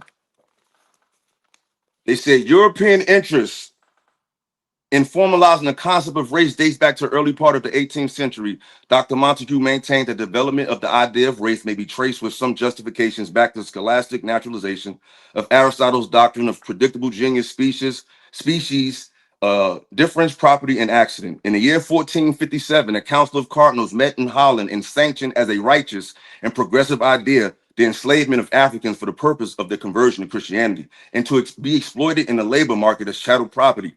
He further maintains that the concept of race had another development during the early days of the Age of Enlightenment, when in 1735, Swedish botanist Linnaeus took over the concept of class, species, genius from the theologians to serve them as systematic tools. These conclusions show how important it is for us to deal with both the genesis and present application of racism. The devilish scheme speedily became the standard policy for the church for 3 centuries, and thus the ghastly traffic in human misery was given a cloak of respectability and anointed with the oil of pontifical righteousness in Jesus' name. And so the slave trade began, inaugurating an era that stands out as the most gruesome and macabre example of man's disregard of the humanity of all men. So when I talk about Christianity, I'm talking about how it would affect us in our reality today. I'm not talking about 4,000 years ago. I'm talking about how it created a political, social, and economic paradigm that puts you on the bottom through your belief. That's a fact. And I'm not talking about what I heard. I'm talking about, I don't say it to sound smart, y'all. This is not what I'm doing. It's because out of love. We be so caught up in these beliefs, man, but we don't know what actually happened in history and how it's affecting us now. Because it ain't just prophecy that calls today. It's evil people who have resources and they turn the world against you. We don't have to look in space or none of that. People are doing shit right in front of you. They not doing nothing spooky. They saying words over you. They doing all this shit right here in the present. And this has nothing to do with anything prophesied. It's just evil and fucking good, man. And I think if we just move past belief and get to what really matters, we could get somewhere. Because we'll be here all day talking about belief. But that's what the church actually did in real life. If you not camp, do you want to counter this? You want to counter? Yeah. I just so I have a book too, right? So this is from Babylon to Timbuktu. Babylon, yeah. Rudolph E. Windsor. So I don't got to read. So right? It mentions that the black Jews, right, over how many were expelled from Israel, right, and then through the trans-Saharan slave trade, right, they made it to the west coast of Africa, right. So what we know is when we were in Israel, in Jerusalem, right, they were studying all the prophets from Isaiah, right, to Malachi and whomever. right? So we know that we already had that information before we got here and got put in chains, because it was black Jews expelled from Jerusalem and Israel in 70 AD, pursuant to Babylon and Timbuktu. That's why I love Rilla, man. He make a nigga think, you know? Yeah. So, I But mean, like I'm saying, that's true. You know what I mean? That's cool. But Yeah. this fact still remains: the church and the Bible has been used to do more damage than good to our paradigm and in our time. That's a fact. I would say, I think whiteness has. Oh, go ahead. No, I would say because That's their weapon. That's their weapon. They use the cross to justify. It's called manifest destiny. It's called the doctrine of discovery. Like, these are things that you can verifiably look up. See, the concept of religion is this is the thing. It's real simple, man. See, Jesus made things simple. Jesus spoke in parables. He was considered a heretic to the believers. They killed him. So the people that talk all this church shit, they the ones who killed Jesus. When the Christ energy comes to black people, they always kill him. Don't follow these groups. You are the Christ you're looking for. And when our people can figure that shit out, we can move like it's nothing. Because we dope already. We don't need nothing. We ain't born in sin and none of that shit. These are metaphysical concepts that have nothing to do with what you think it is. That's why the Bible says you gotta rightfully divide. That's why the Bible says you gotta rightfully divide the word of truth. And it says, study to show thyself approved. You gotta study, you gotta prove for you. You can't just go by one thing. Like, start with actual history. I think that's the best way to go. But as far as moving forward, we gotta move beyond belief and deal with love, because the energy of love will supersede that. That's why the Bible say perfect love do what? It casts out all fear. Belief is based on fear. I don't want to miss out. I don't want to go to hell. I don't. That's fear. Perfect love casts out all that. And if we focus on that, we could get together and we have to worry about all this goofy shit. Respect. Ella, what do you classify as actual history? Like, what's the parameters for the I mean, to be honest, Marcus, I don't like that question because it leads to a place where it justifies people not to read. Just start doing it. Read. Take one part and take another. It's not one book. It's all of it. Anytime you go to I don't know why our people are so.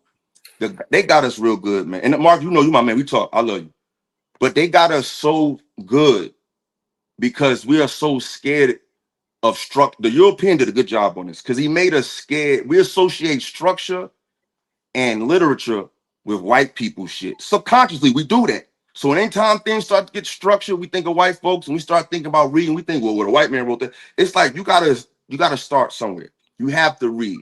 And you read another book and another book and another book, and then you apply it to what you actually experience, and you apply it to reason. This ain't nothing I read was mystical or hard to figure out. It's very simple, bro. Yeah, the reason I asked, white people ain't coming to my mind at all in regards to why I asked you that question. Okay. My initial statement when I spoke earlier was, I can prove up to 1728 historically accurate without disconnection. I can. Why just that year? You don't think 1492 happened? You don't think that happened? What I'm saying is, as far as we are concerned, if somebody can show me genealogically how they track themselves from this point to that point, I've already said, then okay, and you can show me where I'm at in that tracking, then I can get down with it. But you're looking at the wrong. You looking at it wrong. Yo, hold on, y'all. We got a few people who ain't get a chance to speak in a minute. We got to do some super chats. It's another video in queue and all that. Damn, y'all just gonna cut me off in the middle of saying what I'm saying? Go ahead, MY, finish your joint, but nobody respond. All I'm saying is this: history exists, genealogy exists. I can track from point A to point B. If somebody can show me pre-A that tracks to B, that tracks to C, then we could talk. If you can't do that, then respectfully, it's your understanding of it's no clear genealogical tracking of that. It could be somebody can have this ideology, somebody can have that ideology. They can conflict, they can argue about it, they can walk away with their belief, they can walk away with their belief. But the fact remains of tracking this stuff. If you can't show me the linear tracking of that, then the only history that we can go by is the one that you can show clear disconnection with no disconnection. Brother, respectfully, and I'm gonna be quick. You're still arguing a belief. You're talking about I believe I can't. So listen, bro, listen. You're saying I believe I came from one place. I can't believe I came from another place. I have the proof of it. And you're right. That's not what I That's what. said. So what are you saying, Marcus? The only place that I can prove is this. The other things are belief. Y'all are arguing a belief. I'm saying the only thing I can prove is A. How did I just read what happened in a year? That's not what was belief about what I just read. Is that directly like? Can you go in that book and say this is me from here? You, bro, listen. You listen to the wrong thing. What I described, I'm gonna say it for you. What I described was a political movement to displace people everywhere. You're focused on I came from one place. Whatever place you think you came from, the same thing happened to you. So I'm talking about what happened to you. Whether you came from the boat, whether you came from Jamaica, whether you was a Jew, Israelite, more. I'm talking about how Christianity displaced all of us. You're talking about where I'm from. I'm saying that wherever you're from, this will hit you over the head. Follow me? All right. All right. We're Go gonna ahead. get some of the ladies in there. We gonna argue. Y'all not gonna stop. I mean, am I speaking Spanish? No. I'm making it plain, baby. I promise I'm making it plain. We good. I'm not disagreeing that slavery and the you mentioned it, baby. You missing it, bro. You're not hearing what I'm saying. You're not even listening to what I'm saying. I'm hearing you very clearly. I just don't know how we compile this. That's I would love to figure out how we get to that point that we can, head in some direction of compiling the historical text. Love is the answer, baby. Can I hop in real quick and just say, like, is it fair to say that we can say to be able to kind of bring all of these things, all of the ideas together, is that it goes back to, you can say that Christianity is a mindset. It is a lifestyle. It's a way of living. Treating people good is just treating people good. It's just being good, being good. Love is universal, no matter what religion you believe in. If love is the key, then that is the common denominator between it all. But then how do you take those things of history and bring them into the practicality of 2025? And how do you then turn that into an economic development plan in order for our communities to be able to thrive and be able to, move forward? That's where we need to be. And how we do that is through our character. How you do that is through being able to say, okay, I know what my history said, but how do we bring this level of consciousness into today to feed our people? Because right now, people ain't even got food to eat. They're being so desperate where they're going into Dollar Generals and they're stealing tampons. It's that bad out here, today. So how do we bring those Christian faith, how do you bring those Christian values into today? I want to say, is that where you were coming from, brother Ella?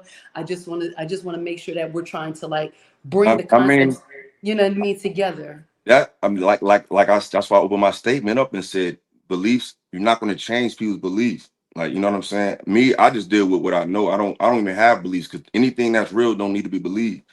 Like, I don't have to believe that the sun's gonna come up. I don't have to believe my name is Eric. Like, anything that I have to believe is unbelievable. So I stay away from that. You know what I'm saying? I deal with what I know. But I tell people, if you focus on the common bonds of everybody, logic will lead you to a solution. Like, what is animals' religion? What do they believe? They just move on the urge of survival and urge of what makes sense logically to try to fortify what look like them and what resonate with them. Like, it's really a basic primal thing that I'm talking about. It's really not complicated, but we're so fragmented in our mind, and we need so many filtering agents for people to be qualified to be around us outside of just being a good person. They got to believe what you believe. They got to do. It's like they don't have to do any of that. Are they a good person? Can y'all figure out a way to build together, make money together? Like, I think if people just focus on the basics of common bonds, we won't even have to be talking about what we believe, because you're not going to change people's minds, because their life is tied to their belief. Because we don't have a nationality for real, so we really tied to our beliefs very hard. That's why we take our fraternity home with us. We take our gang home with us. We take our hood home with us. We take our sports team home with us. We take our job home with us. Like, we don't just work. We are a lawyer. I am a cop. Like, we don't have an identity. So once we get we gotta love each other first, because it's gonna take a while for us to get to locking arms with the same belief, the same concept. Like, we too narcissistic.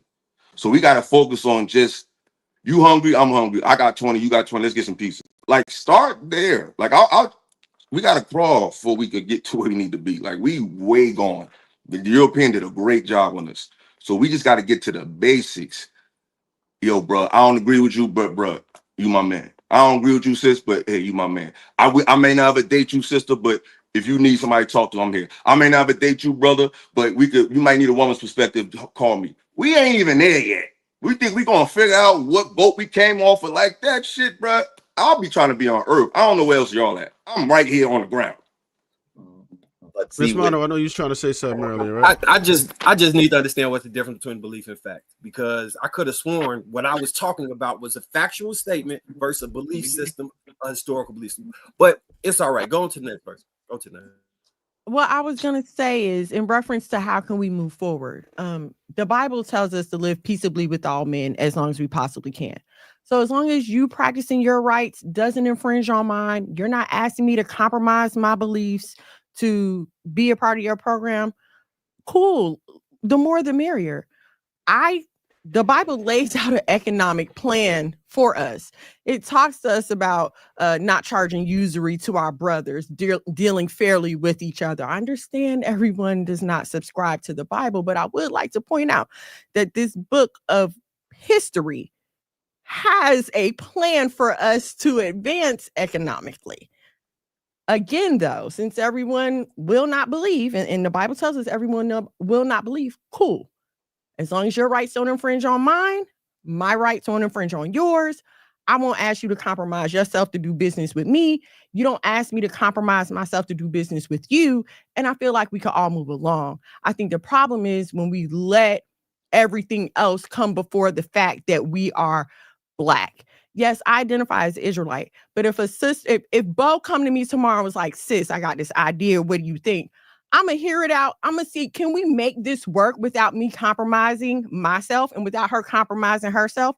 We don't have to agree on the same thing, but if we agree on our end goal and respect each other and getting there, then I feel like that's how we move forward as a people. All right, Jasmine, you had anything on it? Yeah. Jasmine says she said no. Miss Pearl, if not, we're gonna we'll probably jump into the super chats. Now y'all killing it. I check in with him and Eel because I do want the information. Like they super knowledgeable. So shout out to y'all. All right. Super chats. Who wanna read this, Hamp? All right. My life, your entertainment with the 10 out says Deuteronomy 18:10 through 12, Galatians 5:19 through 21, and Revelations 18 through 23 or 18 verse 23 says, these verses warn that those who practice witchcraft will not inherit the kingdom of the Most High and will be subject to judgment. Monta and Deja with the $2 says witchcraft is crazy. Girls are so impressionable. My life, your entertainment with the $5 says Black Americans are the true Israelites. Black American men are the most disrespected and mistreated because the world knows that we are mirrors of Jesus. Chris 33333 says with the $10 says, as a Jamaican, witchcraft is evil. I experienced it firsthand. If anyone knows to engage in these activities with familiar spirits, do it at your detriment and do not encourage people to practice it. Exclamation point. Bronze Bomber salute my G with the $1 super sticker.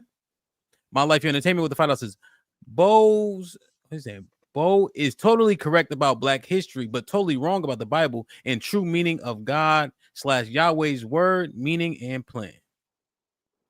Ashe with the $5 says using the Bible to prove the Bible is like police policing the police, not credible. Bronze Bomber with the $1 super sticker again. Salute my G. Mr. Travolta with the 125. What's that? Pesos. And he sent $4.50. Bo want to paint the white man as the quote unquote bad guy. West Africans sold slaves to Europeans. Both are at fault. Stop making excuses. Marcus Evans with the $5. What up, Marcus? Says, what up to the good people on the panel? Brother Hemp and Brother Illa about to take you out of school tonight. Salute, my brother. Pooh Bear with the $5 says, Hebrew Israelites is the way to remake and keep Christianity, in my opinion. Mrs. Travolta with the 125 pesos says some of the rhetoric from Bo proved that FBAs are some of the most racist people. If you think that the white man is inherently inhumane, that is simply racist. Mr. Travolta with the 125 pesos says, funny how a lot of FBAs always talk about the Bible. Your ancestors were from West Africa. They were not Christians. The white man gave you Christianity. Fat Boy with the 10 ounces, just showing love. Salute, my brother. The King Investor with the 5 ounces, until black folks understand the basics, what Illa putting down will always go be lost. We got you. We understand what you're saying. Marcus Evans with the 5 ounces. This is why Brother Hamp and Illa are one of the best and important brothers in this space. Good discussion tonight. You all ready? Thank you, brother. Naomi been a member for 3 months. She said, hit the like button and subscribe. Indeed. We appreciate everybody who put it in.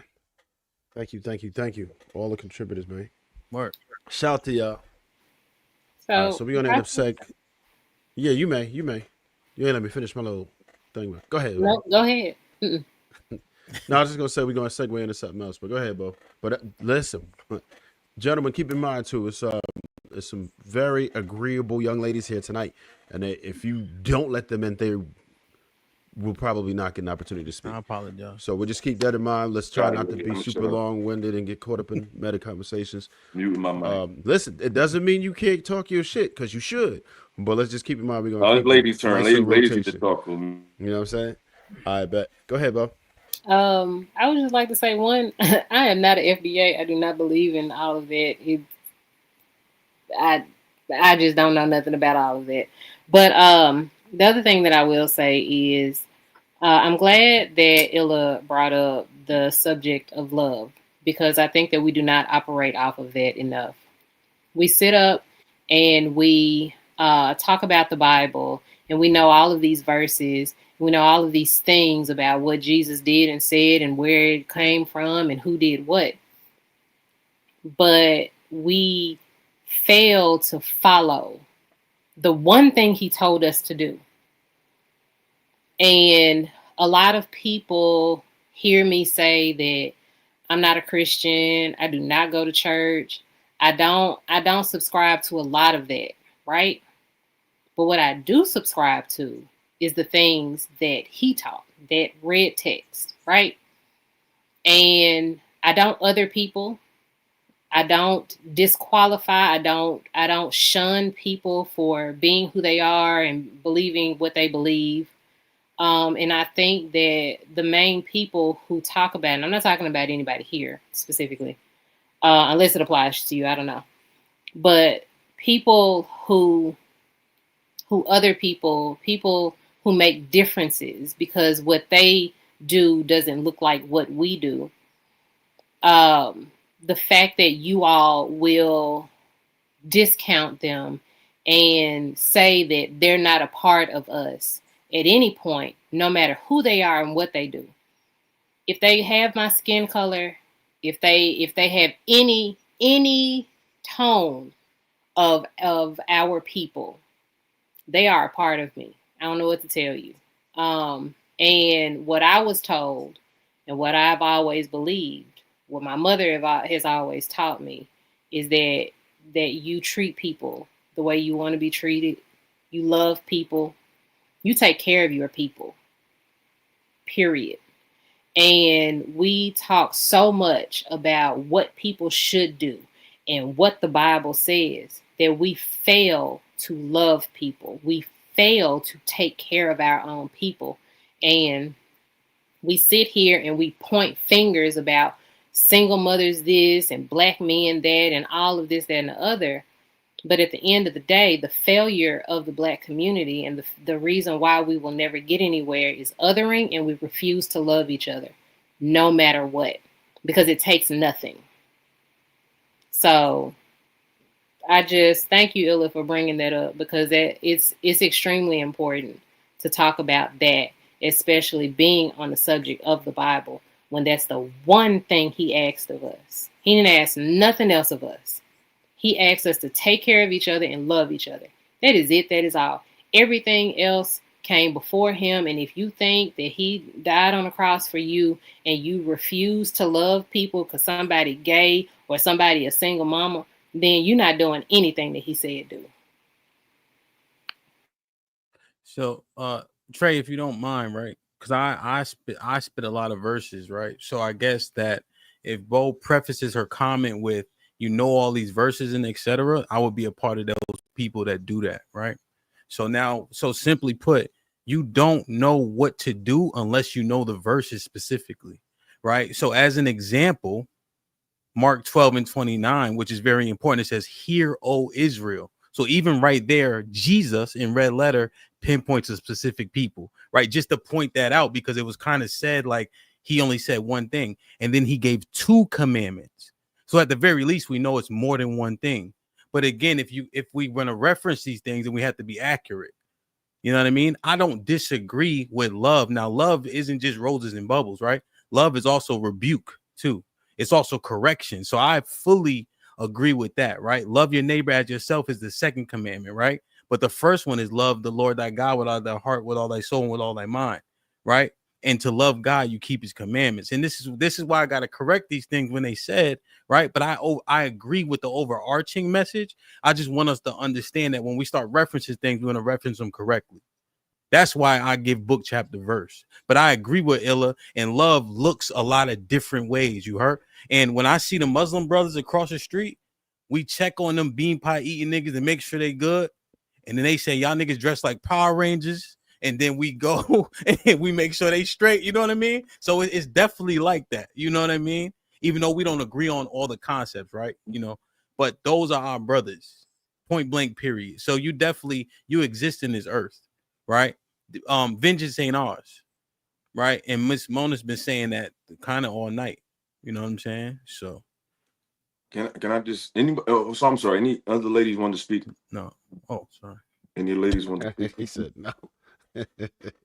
No, I just say this. I just think that I know this may sound crazy, but we don't know what God said. We know what people said he said. We know what people said God's name is. It's like none of these are facts.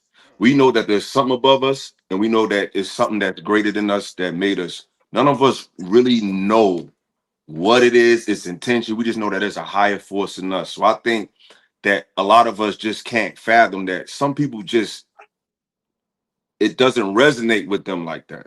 And people think that this is the law. No, it's not. It's what you was given, and it's the best thing that we're working with. But reason is reason. People speak as if you cannot find some sensibility and camaraderie and a way to live without the Bible, and that's just simply not so. There's been civilizations before these beliefs. So I'm not saying that so people can change it. I just think that we need to stop assuming or thinking that if somebody don't understand the Bible or the Quran, that don't mean they missing anything. The only time someone's missing something is when their life and how they're living is showing a state of lack that's causing somebody else to have a state of lack. Outside of that, we just doing the best we can. And I think we just really be thinking like, oh, we don't know what God's name is. It's a million names for God. It's a million different perspectives. It's a billion, gazillion, willion, trillion, billion. So it's like at the end of the day, what do we focus on? What really matters? And that's how we live with each other. And that's just being reasonable. Like I feel like the world has evolved to a place where we should be able to use these books and use these tools to just get it. Like it's I just think we overcomplicate what these texts are really saying. And the truth is very, very simple, and it's not as exact as people think it. Like a lot of these things are just parables or just an attempt to try to explain a concept that's way beyond what we talking about. Like I just think it's just a lot more to know. It's a lot of different perspectives how to look at things. Like some people look at Eve and Adam as, a literal story. You know what I'm saying? Like that literally happened. Like it was just two people and then that's it.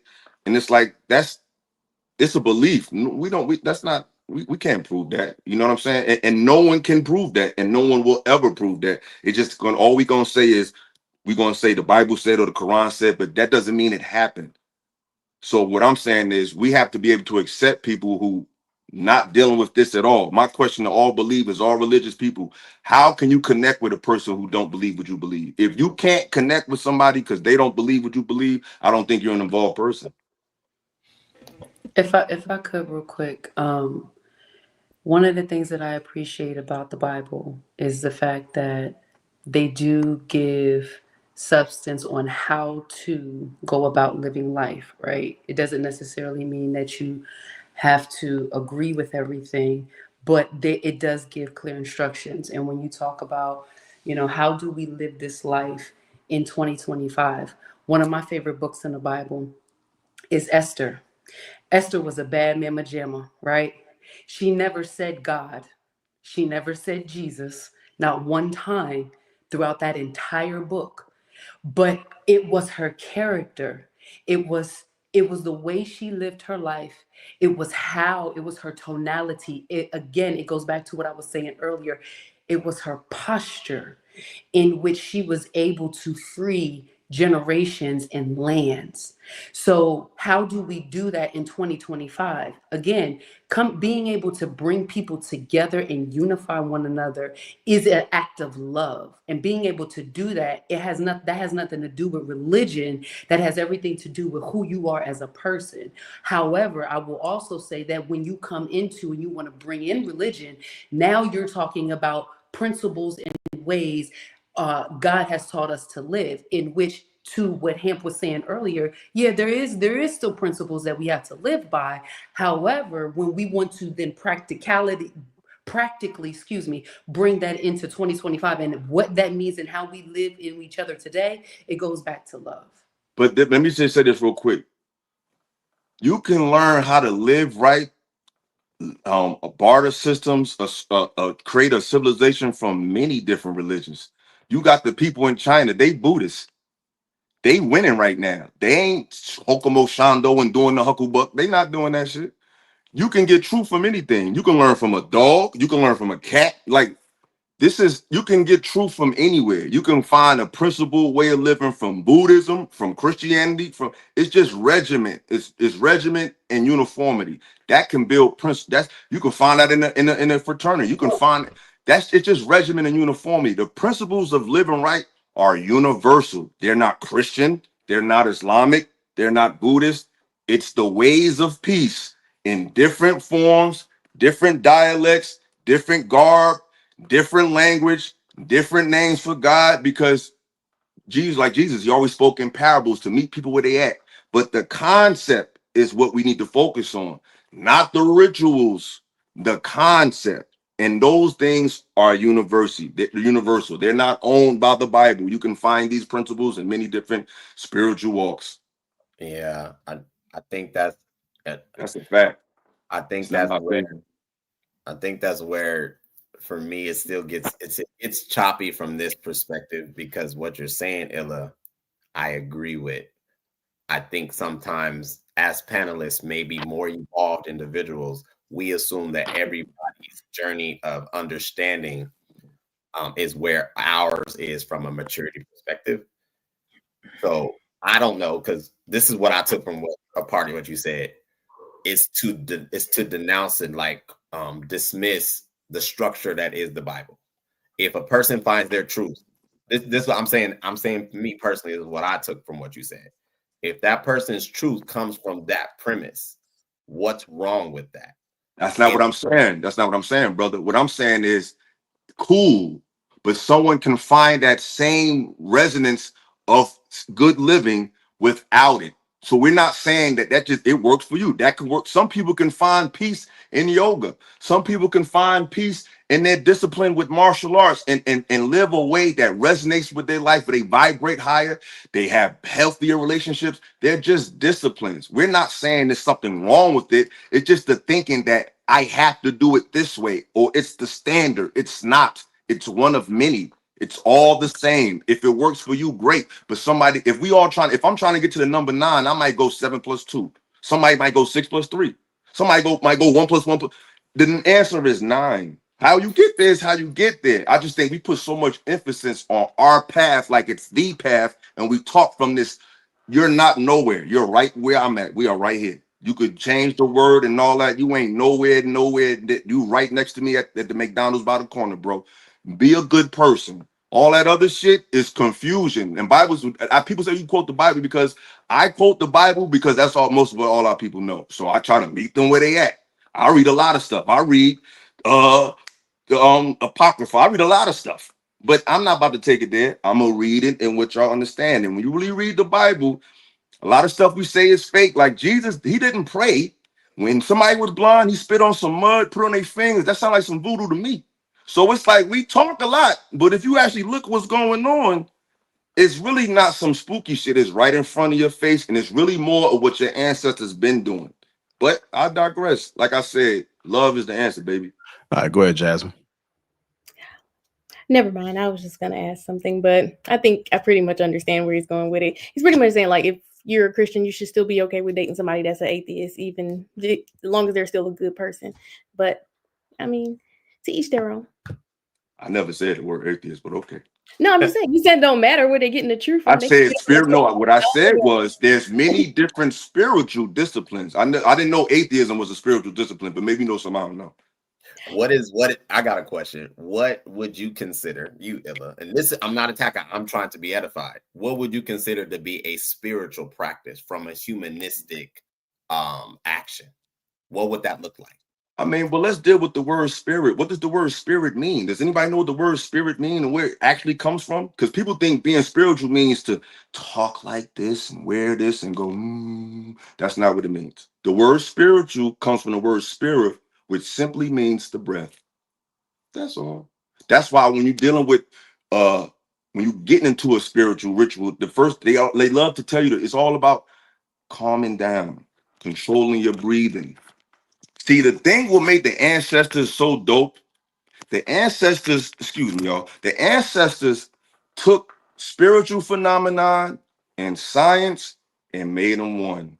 See, the modern mind takes science, put it over here, and they put religion over here. That's why everybody's fucking confused, because it's one thing. See, the first Adam was the first atom. Adam is the first thing that comes into matter. They took that and made it a person. Like a lot of things in the Bible are really have a lot of astrological resonances, whether people want to admit it or not. It's cool, but it does. There's always 12 and 1. People go to church on Sunday. Like it's all this stuff is really one concept that's segmented. We're dealing with stuff that's segmented. Truth is just truth. Peace is just peace. It doesn't matter how you get there, as long as you get there. If you want to get there speaking in tongues, knock yourself out. You want to get there doing yoga, whatever brings you to a place where you are in a better state to deal and engage with your world in a positive way, it works for you. You still didn't answer my question, even though you gave a lot of Because context. you can use any of them. If you want to, you can use if you follow Christianity, the rules, you will have a great result. If you follow the rules of Islam, you will have a great result. But it's not because you believe in Allah or you believe in Jesus. It's because faith without works is dead. It just works. If you follow the regimen of your fraternity and say, hey, you follow these principles, you're going to have a good result. Righteousness is righteousness. Regimen is regimen. Discipline is discipline. Like, it doesn't matter which way. As long as you really apply that shit, you will get a result. But people be thinking that it's about believing in somebody dying or believing that somebody rose or believing that Moses did it. That's cool. You can believe that, but that doesn't make somebody better or not. It's being better. So are you saying that a human's action through consistency, because from what I understand, discipline is action through consistency, usually measured, that is spiritual? Spirit just means to breathe. It's a constant. It's not a place you're going to. We're in the spirit world right now. We be thinking we got to tap into. You're here right now. You in your body. You not your body. You feel that? That's you right there. What is that? You have this breath of life in you. You have when you feel the wind blow, anything that you can't control, that's God. When you feel the wind blow, you know that's God. So I could blow that right out my body. So that means I'm already in sync with that. I ain't gotta connect. I'm already connected. You just gotta actualize and know. That's why Jesus just knew. I am that I am. He just knew the shit. He ain't believed nothing. He just knew. You got to know that you already divine. You already in tune with nature. You are not bound by this. I make a mistake, I'm gonna burn in flames. That's European thinking to keep you in the box while they do what the fuck they want to do. You already God's divine, beautiful child, whether you believe it or not. You don't need to do nothing but know that shit. I mean this from the bottom of my heart. I hope y'all get it, man. So this is the other thing, right? And I want to make sure that it's clear. You talking about Christianity, right? Because the Bible don't support a forever burning, right? And that's what I mean about the unlearned nature of the conversation, right? When we were talking about Christian aspects, right? We gotta differentiate between what that is taught and what the Bible actually says, right? Hell is a hard-stricken place, right? When we're talking about real definitions, but we keep conflating that together. What does right? hell, what does the concept of hell come from? What do you mean? I asked you, what does the concept of hell come from? What's the origin of the concept of the word hell? I don't know the origin of the concept of the word. You should know, because you're talking about it. You should know. Yeah. So what I'm saying is this, right? Not gonna tell me? Yeah, I'm about to tell you what I'm about to tell you, then you can correct it, right? So when you look at hell, like as an example in the book of Jonah, right? When he's supposed to be in the belly of the whale, right? He says he's in hell at that point, right? So hell is a strict, dark place of restriction, right? When you talk about some burning forever, right? That's not actually a biblical concept. That's a Christian thing that people talk.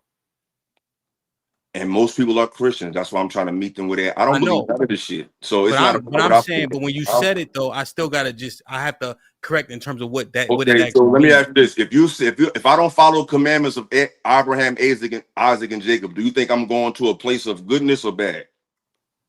You're gonna go to a place of bad. Well, so you believe you may have changed the temperature of the location. You may have changed the atmosphere or the ambiance, but hold on. Not hold on. I answer questions. I answer questions directly, right? So you ask me a question. It. First of all, I don't want to argue with you, but you just hold on, bro. You separated. You just said that Christianity, the hell I spoke about. You're basically saying that what I described is more of a Christian concept than a biblical concept, correct? It is a Christian concept. Okay, so pause. Yep. Cool.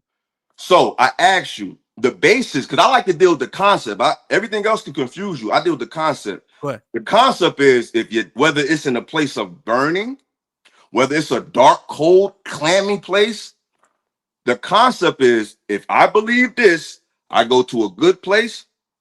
If I don't, I go to a bad place. Whether it's the Christian version or not, you believe the same thing. And that's what I'm saying. That's why I wanted to finish the statement, right? But if you ask me a direct question, I'll answer the question, right? Context is death is the bad place. It's not some place where you existing forever, right? But you asked me a question, so I answered it directly. So basically, you're saying it's not burning; it's just you're dead. But it's still the same concept. You're dead, yeah. That's all. But it's the same. It's a bad place, right? That's why I answered your question, though. You see that's why I answered. But you didn't, because I asked you what's the concept. You answered your own question. I asked you what's the concept, the original concept of what hell comes from. What is that concept? Yeah, that's not biblical, because you're defining hell based on the Bible as if the Bible strictly defines hell, and it don't. See, I'm not mad at it, does. but it don't. Do you think the concept of hell came from the Bible? Yes. It didn't. So let me tell you where it came from. The concept of hell came from low vibrational. So when you look at the chakra chart, right? The lowest, when you think to the common person, if I could say to anybody, just go to anybody on the panel and don't cheat. If I say the word hell, what color will come to your mind first? If I say hell, what's the first color you're gonna think of? Red. Red, right? Exactly. So red represents, hold on. Red represents appetite. It represents lust. It represents desire. It's the lowest part on the chakra. It's a state of being. It's not a place you go. The highest level is purple, which is the Christ level. That's why on the friendly flag, they put red at the top and purple at the bottom because they're being led by their desires and their lust. So the concept of hell does not come from a burning place. It just comes from low vibrational energy. So it has the origin of it don't come from the Bible. That's an old term that ain't nothing to do with no dark and dangerous place. Yeah, so that's the thing, right? We just vehemently disagree, right? I don't know where you got chakras from, and I don't know how chakra is the Because leading it's authority. symbolic. But I don't know all how one. that's the leading, but now I don't know how that's the leading authority on anything, right? It's not the leading, it's just showing you what concept it's showing You're you. saying that's the concept. I'm saying I'm showing you that it's the concept. You're caught up in the metaphor. I'm talking about the point.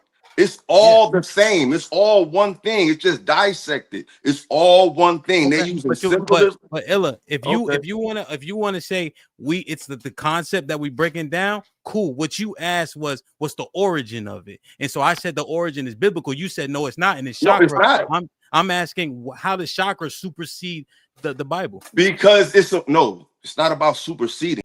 I'm showing you that the concepts that the Bible is talking about are ancient concepts. They're just retold, reformed, adding people, but the concepts are old. The laws of Maya, a lot of those laws in the Bible, they was in Egypt before they was in the Bible written. Like they're not new. The Bible didn't create these things. They're old concepts. They're old concepts. How do you prove that? Right? It's already proven. The negative confessions was in Egypt way before anything the Bible talking about. But Illa, see, this is That's your the point. truth. But this is your point, and it works against you because you're saying at every turn, how do you prove this? How do you prove that? People lean on this book, lean on that book, and now when you think something is the most accurate or the oldest, you just take that, right? That doesn't make sense to me. Why don't it make sense? Egypt is still standing. Ain't no tomb still standing. Ain't no Noah's Ark standing, but the pyramids are still right there. I don't believe that. They're there. None of the stuff in the what? Let me ask you a question. In the stuff, what in the Bible is out? What in Have the you- Bible is? Have you heard of the expanding? Kerbet? Well, that's the thing, right? So, have you heard of the Kerbet Kiafa? Where's the Kerbet Kiafa in the Bible? Israel. The only Israel I know that's documented is the Israel that was started in 1913. I never read no books that had any real. I'm just saying I haven't read anything about an ancient Israeli people that had some type of rulership anywhere. Wait, are you saying that are the pyramids in the Bible? The pyramids in the Bible, but that don't mean everything in the Bible is real. That's like right now, if I could watch the Marvel. I'm just telling you, I could watch Spider-Man. Listen, Spider-Man is not real, right? But New York City is real. So just because they talk about a real place don't mean the events that took place there was real. So the Bible refers to a lot of real places, but ain't nobody take a stick and split the Red Sea. That never happened, bro. But you get to make these decisions as you. I didn't make that decision. It didn't happen. Let me clarify the point. You can't. You get to Illa, you get to conveniently pick what you think is the most authentic at any turn. I you deal believe with in reality. So did Moses split the Red Sea with a stick? Yeah. How can you prove that? Same way you said Jesus I put said a the pyramids are standing. I don't have to prove Illa, it. hey now, They you've been standing, interjecting bro. a lot more than me. I'm just saying. They standing. Now, but you did say Jesus white mud on the nigga eye. So that's true, but now my nigga can't. I didn't even say it was follow me. I didn't say it was true. I don't believe none of it. What I'm saying is the stuff that Christians are running away from and they say that they're scared of, according to their text, their savior performed these acts. If you want to play that game, I ain't say I believe none of this shit. You was saying that in reference to the voodoo shit. But whatever, anything spiritual, any spiritual concept that's a little taboo or foreign to the Negro mind, it was performed in that book. So what I'm saying is, I'm not saying I believe none of this shit. I'm giving people the examples that they're into and showing them in their book and their interests that is something else there that they're not looking at.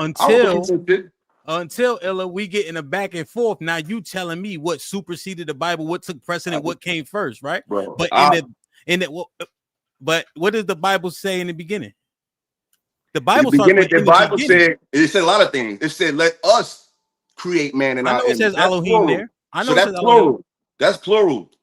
We don't know what that means. We're not arguing that. I'm just saying. The Bible also says in the beginning there was the Word, and the Word was God, and the Word was with God. So what you saying, what's said over you, controls your reality. And a lot of words we be using based on these books got our people more fucked up than free.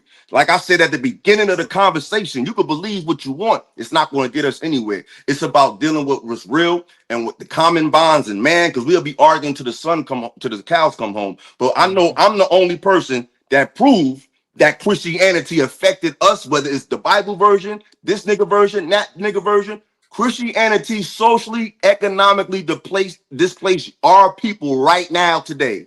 That happened. Do you believe, Illa, do you believe that there's additions to facts? There can be additions to facts? Yeah. It's always, Okay. you got to rightfully divide the word of truth. You got to keep studying. There ain't no one, you got to keep reading, you got to keep studying. But some Okay, people great. don't study at all. They just impose belief because it's convenient and it feels good and it's already been accepted by most people. So it's easy to lean on the church because most people are Christians. So it's easy to do that because it's convenient and it's safe.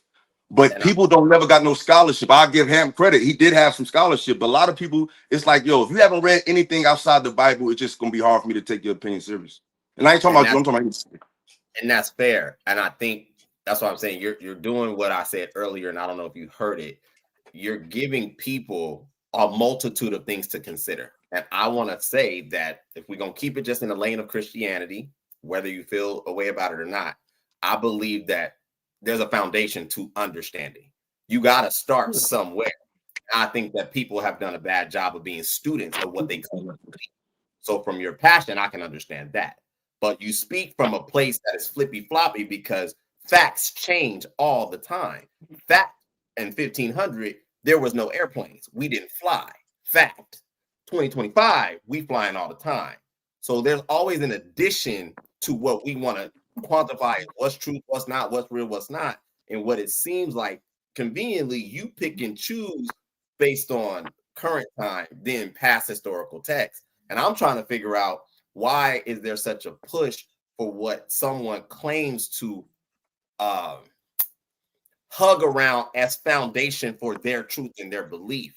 If they're not going and saying that someone is wrong or incorrect or being blasphemous to that, where's the arena where you are more, I guess, wide in your understanding of the world, or you're more Absolutely, open? you should.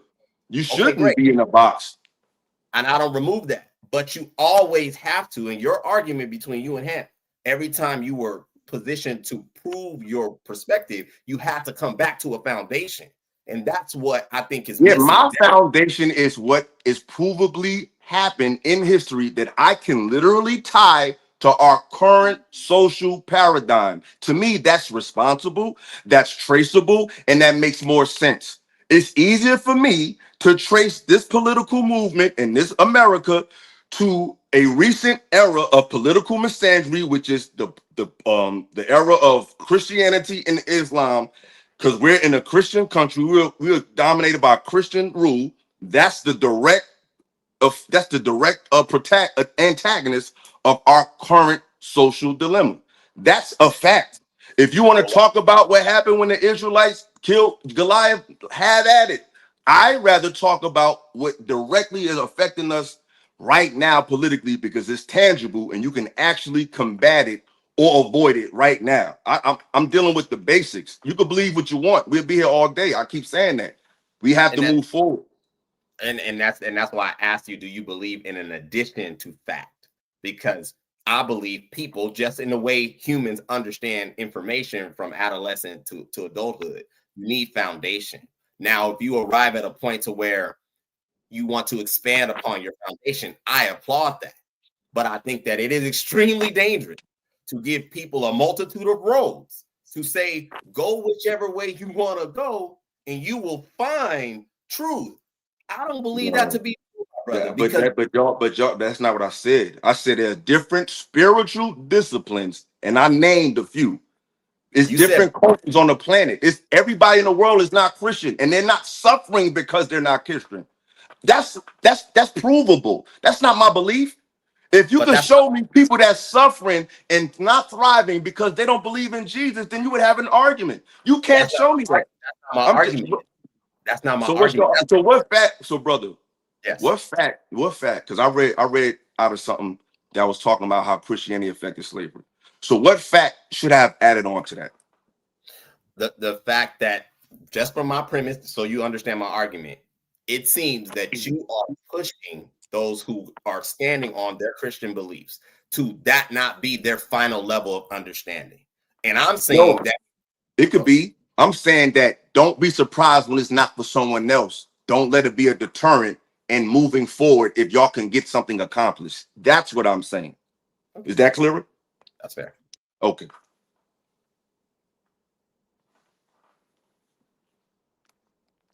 Man. Let me read this in the chat. Bruiser with the 1999 says, it was logic. Anything that can't be proven by video is not fact or necessarily real. If MLK came before pre-audio and video, and everyone who saw has passed away, had said you cannot prove that MLK exists or said anything. Either man, 199, so animals that are extinct was not real. Jamie Jacks, $5. The concept of hell was documented in Babylon around 300 AD. Jews did believe in a place of eternal torment. Hell is not mentioned in the Torah or TOT. Yeah.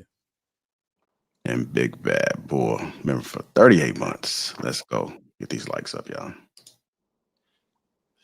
38 months, dope. Yeah. Hold on, let me.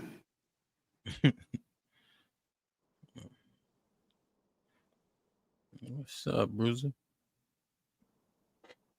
Uh-oh. JR, what's up, fellas? What's up? Where we at? We just He chilling? got the wave cap on. Uh-oh. Who got the do-rag on? Do-rag on. Ready. Who got a do-rag on? Rules, you got the 2K outfit on. I know I had a meeting earlier today, and somebody told me that Get the my player. it was against Alabama, and I was talking shit about my team. So Hella VC. no, but I had a question. I had to pose a question about the MLK. I know it was a stretch, but do you understand where I was coming from? Like when you say, "Can you prove this? Can you prove that?" Are you coming from the angle as if you could prove it wrong? If we can't prove it right, it's the same true. If you use mathematics, the fact you're leaning on the fact that we can't prove it right, we can respond in a way mathematically that said you can't prove it wrong, right? You believe that, right? You got the floor. I'm gonna. No, that's just a simple question, just to make sure. I'm just doing a simple a logic. That's see if we can actually have a conversation. This not a math issue. This is talking about where we at today. Because what people like to say, because what I hear I had this conversation. See, this is the thing. Like, I didn't just wake up like this. I've been knowing who I was. I was 19. I'm 40 years old. So I'm 20 years in. I didn't did the church. I didn't did all that shit. It's nothing. It's nothing new. It's nothing crazy. It's nothing. I did it. So what I'm saying is this: I focus on things that directly attribute us today. The concepts in the Bible are universal. Anybody can grow from it. Anybody can know thou shalt not kill. You, of course, shouldn't do that. Thou shalt not steal. Thou shalt not sleep with a man. These are basic human understandings. Outside of that, outside of those rules, everything else, you can have it or leave it. It's not really pertinent more than those things. So what I'm saying, listening. I was listening. So what I'm saying is this: the whole entire 2 hours. I know so exactly good. what you were So saying. what I'm saying is this: if it doesn't have anything to do with our current situation, it's irrelevant. A lot of people like to make excuses and fantabulous reasons why the Bible matters more than documented history, because it's just a very fancy way of them saying, I'm not going to read shit. And that's fine. That's why I keep saying I'm not trying to change what people believe. Let's just focus on what really matters, and we can be a better people, and we can move. Let me ask you this, because y'all not going to read nothing I'm talking about. Let's just talk about one of the points you just made about homosexuality. I never brought up homosexuality. Well, you said you just shouldn't sleep with a man or something like that. I said had sex with a man's wife. I didn't bring up nothing about nothing homosexuality. Okay, so you said that's basic human understanding. I mean, it is.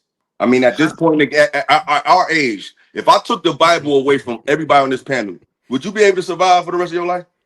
Well, hold on. Before I'm asking a question. Would you, if the Bible was taken off the planet, Would you be Yeah, able but to survive and take care of I your can family answer. and your I can life? answer your question, but Yes what or you're no? doing psychologically is you're stacking on top of a point that No, I'm trying talking to plain. dissect to just have a logical conversation. Let's just start with what the point you just made. You just said that it's basic human understanding that you don't necessarily need any type of instructional doctrine At this to know point, whether you should or not. And yeah, I'm saying, as how can you prove, using your logic, how can you prove that without any biblical or doctrine that, hey, you shouldn't touch this man's woman or wife? Where would that come from without any backing, any principles or standards or any type of structural resource? experience. You touch his wife and he killed you, and now you know I ain't doing that shit no more. Like life is the best Okay, teacher. hold it right there. Then that means that the man who retaliated would have to have some type of understanding that that was wrong to do, but that would also have to come from somewhere. It come from in here. So you mean that? So we all know when you living in life, you feel shit. I think I need to leave. No, I don't think it's called discernment. It's called intuition. That's why have you ever noticed? I don't know if you used to watch Channel 13 back in the day. I may be showing my age, but they used to have little story time sometimes. They'd show like an African griot, and they would say how they would just to understand life. They would just study nature. They would study the ant, study the animal. They would study their environment, and they would understand from their environment how to move. So I'm not saying if you, like I said, if you want to use the Bible, you could use it, bro.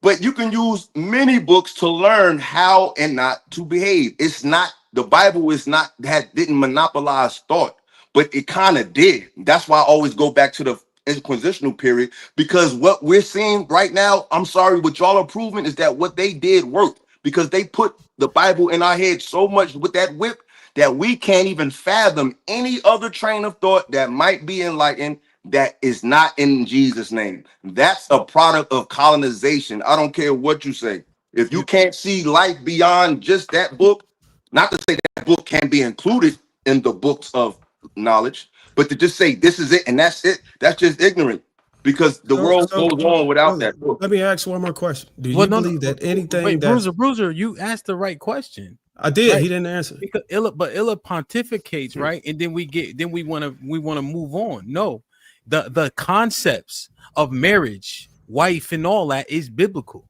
So you saying, how do you know? Because you said, Illa, you saying basically, if you lose the fight, you know how to do it, not to do it again. What if you win the fight? Right? Exactly. Because here's the thing, right? Yeah, that was a rhetorical. Sorry. So now, like this part, right? Lions, when you talk about animals and shit like that, we need to stop doing that. They sniff ass before they fuck too, right? We don't do everything they do. But here's the thing. I know that was more of a joke, you heard? So like this, right? When lions come, right? And let's say you got a pride and all that.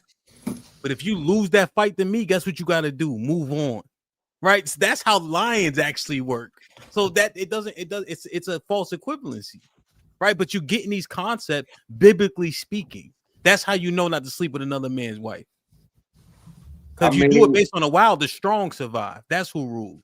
I could take your woman if you can't beat my ass. So you think the Bible introduced that concept? You think before the Bible people didn't know that? No. The Bible is the beginning. That's not true. That's not true. Let me do you one better. Incest. That's true, I don't believe people went through triage with incest and then figured out, okay, look, our eyes are growing too far apart from each other, or we growing all these, our ears are ridiculous, we got all Down syndrome, so let's not do it. I think this was something that was taught to a people from some type of higher being, that these are the things that you should and should not do. And people deviate, and when people deviated, and it's been recorded, these things happen. There's consequences for it.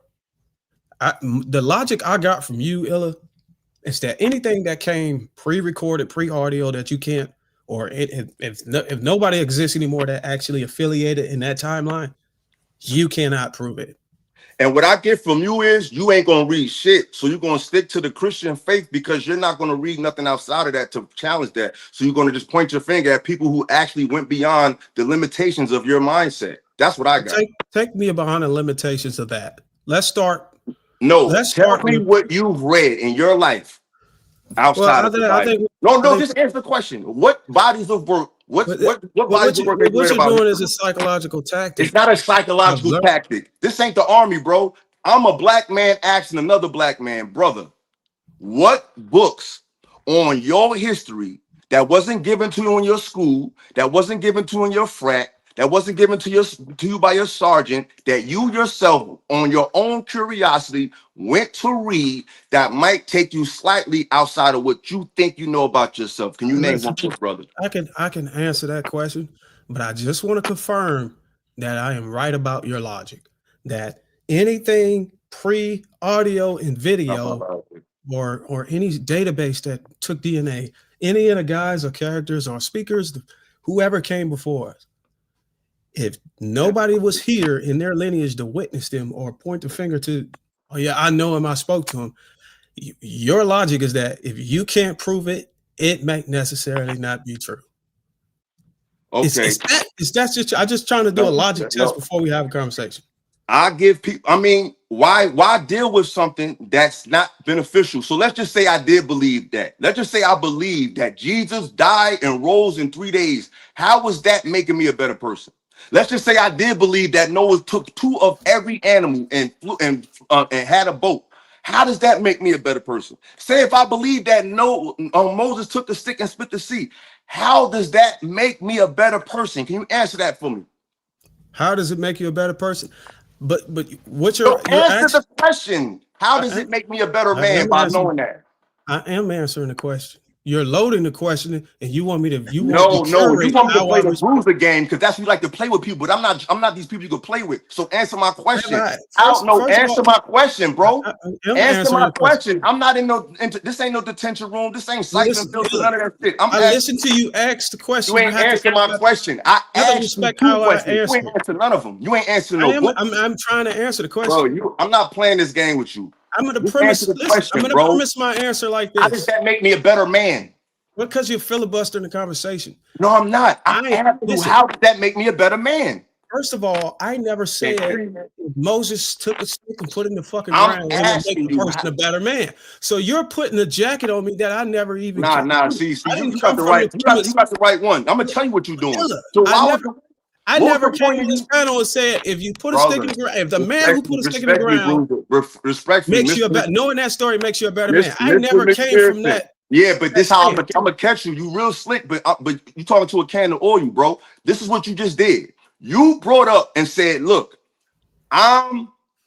you said if Illa can't prove it, it's not real." So when you say something like that, you're alluding to things that are supernatural that I'm saying that this belief in them is irrelevant. So you're alluding to those things, but now that I'm holding you to how those things make me better, you can't do it. You playing games, but I'm not. It's not restricted to supernatural. You added supernatural to it. I'm talking about anything, natural, supernatural, anything. If I tell you, if I say, hey, look, elevators could go up 10 floors. What your logic is like, unless I see that elevator and I can get on that elevator, no, that's not my logic. I'm alluding to supernatural events that people use as their reasoning to accept someone or deject someone despite them having a good character. Bro, I'm not stupid, bro. Don't let this hood shit fool you, bro. I'm not dumb at all, bro. So I don't know what you're trying to do. So we're going to get back to your questions. I need you to tell me, how does these things make me a better man? And what bodies of work and what books have you read personally that gave you a higher understanding on your history that wasn't given to you by American academia? Do you have any, my brother? Do I have any books that I've read that gave me a higher understanding about Black history and Black culture, socially, politically, prior to colonization? Do you have any of those bodies of work, my brother? That's not the Bible. Yeah, I've read books that gave me a higher elevator. Give me a reference so I can read what you read, so I can learn how you learn. Well, it's not going to help you learn how I learn, but I will mention that I've read, I recently just read Powernomics by Dr. Claude Anderson. That's not a historical book prior to colonization, but I appreciate you reading that book. Shout out to Claude Anderson. That's a Well, dope it book. referenced some books that is prior to But that's colonization. an It sends me economic down a book. rabbit That's hole an to get. economic book talking about post. That's not a historical book. It may have historical references, but that book is about economics. So I'm gonna ask you one more time. Okay, Like, okay. for example, Well, let me just make the like this is conversation a book easy right for here, you. right? This is a book right here, right? It's called The Destruction of Black Civilization by Chancellor Williams. Have you read? Do you have a book like that, my brother, that you could point me to? I have. Let's just say this. Let's just go on the record and say I haven't read it. What's your point? You just made it. Can we move on? What's the point? You made it. I'm done. Let's just say I haven't read any of those books you read. I'll rest my case. What is your point in this conversation? I'll rest my case because I ain't got to prove nothing to nobody. I'm talking to the people. I'm talking to the people. You ain't got to agree with me. You made my point for me. I'm good. I'm not trying you to made my point, brother. I'm good, bro. I'm not trying to agree or disagree with you. I'm just trying to understand your logic. That's it. Bro, it ain't for you because you just proved that you don't read. So I ain't got to talk to you about nothing. So you're saying that I proved that I don't read because I don't not read the the subject book you're talking about. No, you're speaking from a place of education, assimilation, and moralism. You're not speaking from a place of study history. Hamp at least to give me that. You ain't got that, bro. This ain't your lane. But listen, can you at least agree that the questions the line of question I gave you? I don't agree. It wasn't. I don't agree. Well, you see, what you're doing is you're cutting me off. I'm just over it because you're saying 1,000 words, and I'm only able to get 20 words out because you haven't read nothing. Let me just say this, philosophical. Just call me bro.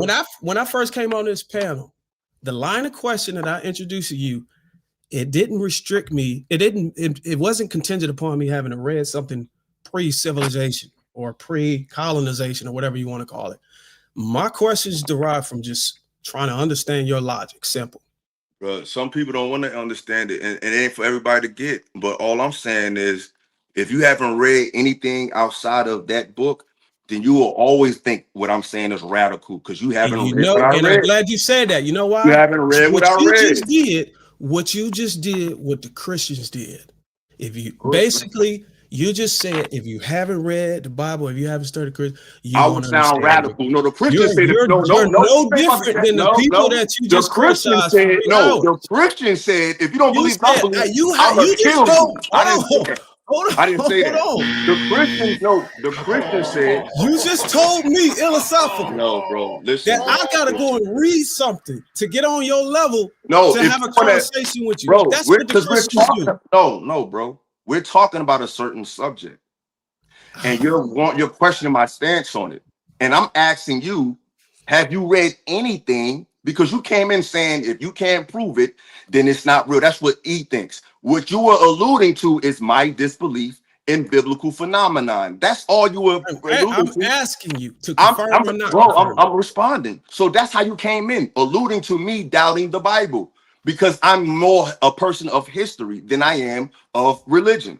I think history tells you why religion came, when it came, and what was its purpose, more than religion will tell you about history. But that's just my humble opinion. So I got one more question for you, bro. So for me, for you to come at me, I wanted to know, have you read anything on the matter? And according to you, you haven't. Then you said this is what the Christians do. I said you can't have the conversation. The Christian said, I will kill you if you don't believe what I believe. So please don't put me in that category. I didn't say that. I just said I'm not about to keep arguing. The Bible said, respectfully, don't cast pearls to swine. I'm not trying to sit here and convince nobody or nothing.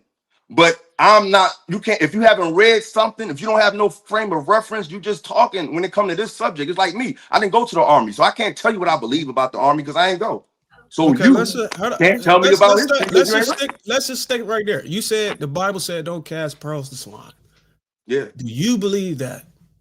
Because that concept is not biblical. It's just okay. Hold on, wait. Argue with fools. That's not. I'm gonna do what you did to me. Answer the question. Do you believe it or not?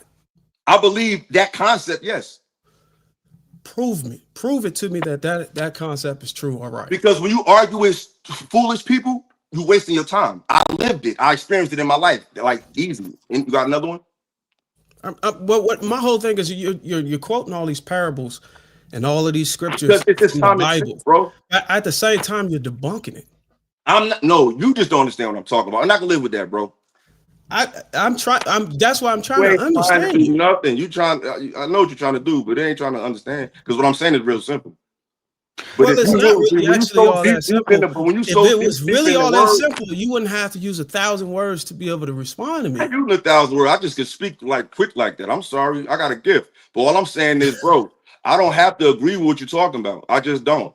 Okay. Like I know your line. Well, I for the know you record, I'm be not doing your trying to Kevin get you to Samuel agree. shit, but I For ain't the one of them record, I'm girls not calling trying. up. I'm not trying to get you to agree with me. I don't. If anybody on this panel did do I it, know did it, you did it did. seems like I come off with any type of energy trying to get philosophical to agree with me. You know, I came on here just asking nobody questions, did, clarifying bro. questions to try to Man, you the understand. homie, you cool, bro. But I know what you be doing. It just ain't gonna work on me, bro.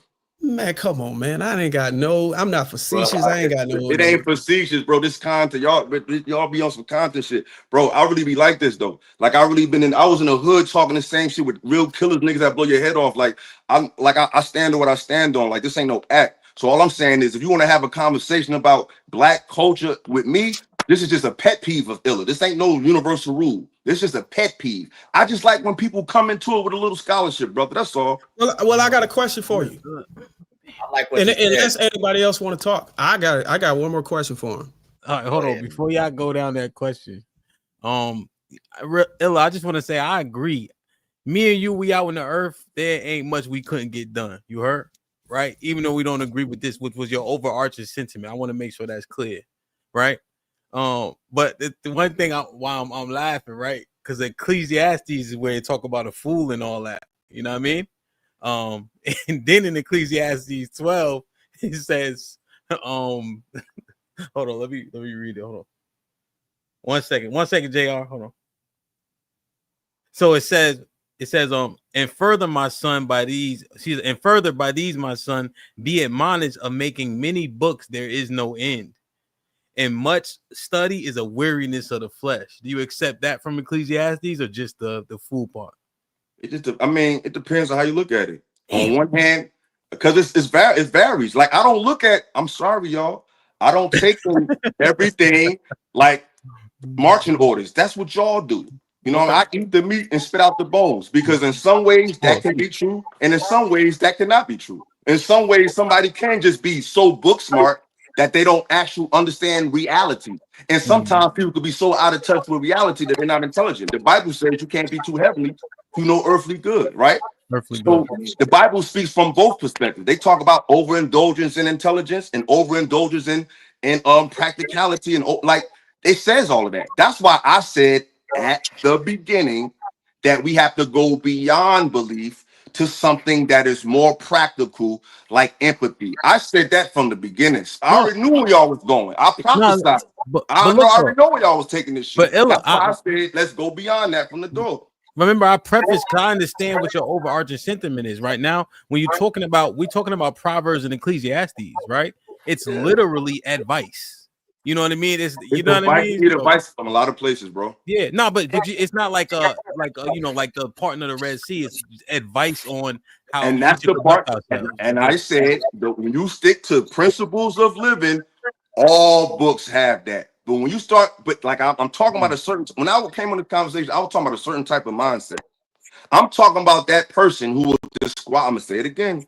I'm talking to the person who will disqualify association, partnership, friendship, even business relationships based on a disbelief in supernatural happenings that we may or may not know, but will discard the fact that they live according to principles. That's stupid and that's ignorant, and that's what I'm talking about. Does that make sense? Yes, to an extent, though. All right, I'll take 75%. I'm cool. I know NY was trying to get in that. Go ahead, Mike. Shit, it's about to reopen the whole conversation. When we originally started talking about this, I said, what is the parameters for the book that you consider fact? And you told me that I don't you gonna read the books that I read. That was your response to me, or something like that. Can you tell me that? So This the last time, Mark. You was talking about no one can prove to you reality before a certain year, correct? So, all right. Correct. What I was saying, that's I'm wrong. Okay, that's not correct. That's not correct. Okay, that's not correct. What I was saying was Okay, go ahead. using genealogical data or a point we can track from is the only thing that I can prove, and everything else is a belief. So That's what then I just said. okay, if you saying the same I thing, just summarized it. I just did it the short way. But even though what you said is definitely not true, because I just read something before that year, but pooh, whatever. What I said to you is what I said to you, because you're talking about I can't pinpoint the genealogies that you guys may speak of, but the genealogy I know for myself, I can pinpoint back to this certain year. What I told you was what I'm talking about is irrelevant to that, because regardless of where you place yourself in 1700, 1800, I'm talking about a historical thing that happened to all of us that displaced us, whether you was in Africa, whether you was in Jamaica, whether you could take yourself back to 1700. I'm talking about the antagonist plan and how they displaced all of us. So it don't matter where you say so you're I from. don't dis I'm talking about what happened to us. so I don't Not where we're disagree. from so much, but what happened to us. I don't disagree with the sentiment of what happened in That's this all I'm talking region, about. right? So hold on. Just listen to what I was asking with that question, because I think that's what the other people was asking you as well. It was trying to get a parameter so that they could isolate and say, okay, this is what you're saying is what you'll acknowledge as the logic that's reasonable. Let's find something within that parameter. That's where I'm like, the only reason I kept bringing the thing up is because I was saying this is why I'm giving this logic. It wasn't to say what you're saying is incorrect.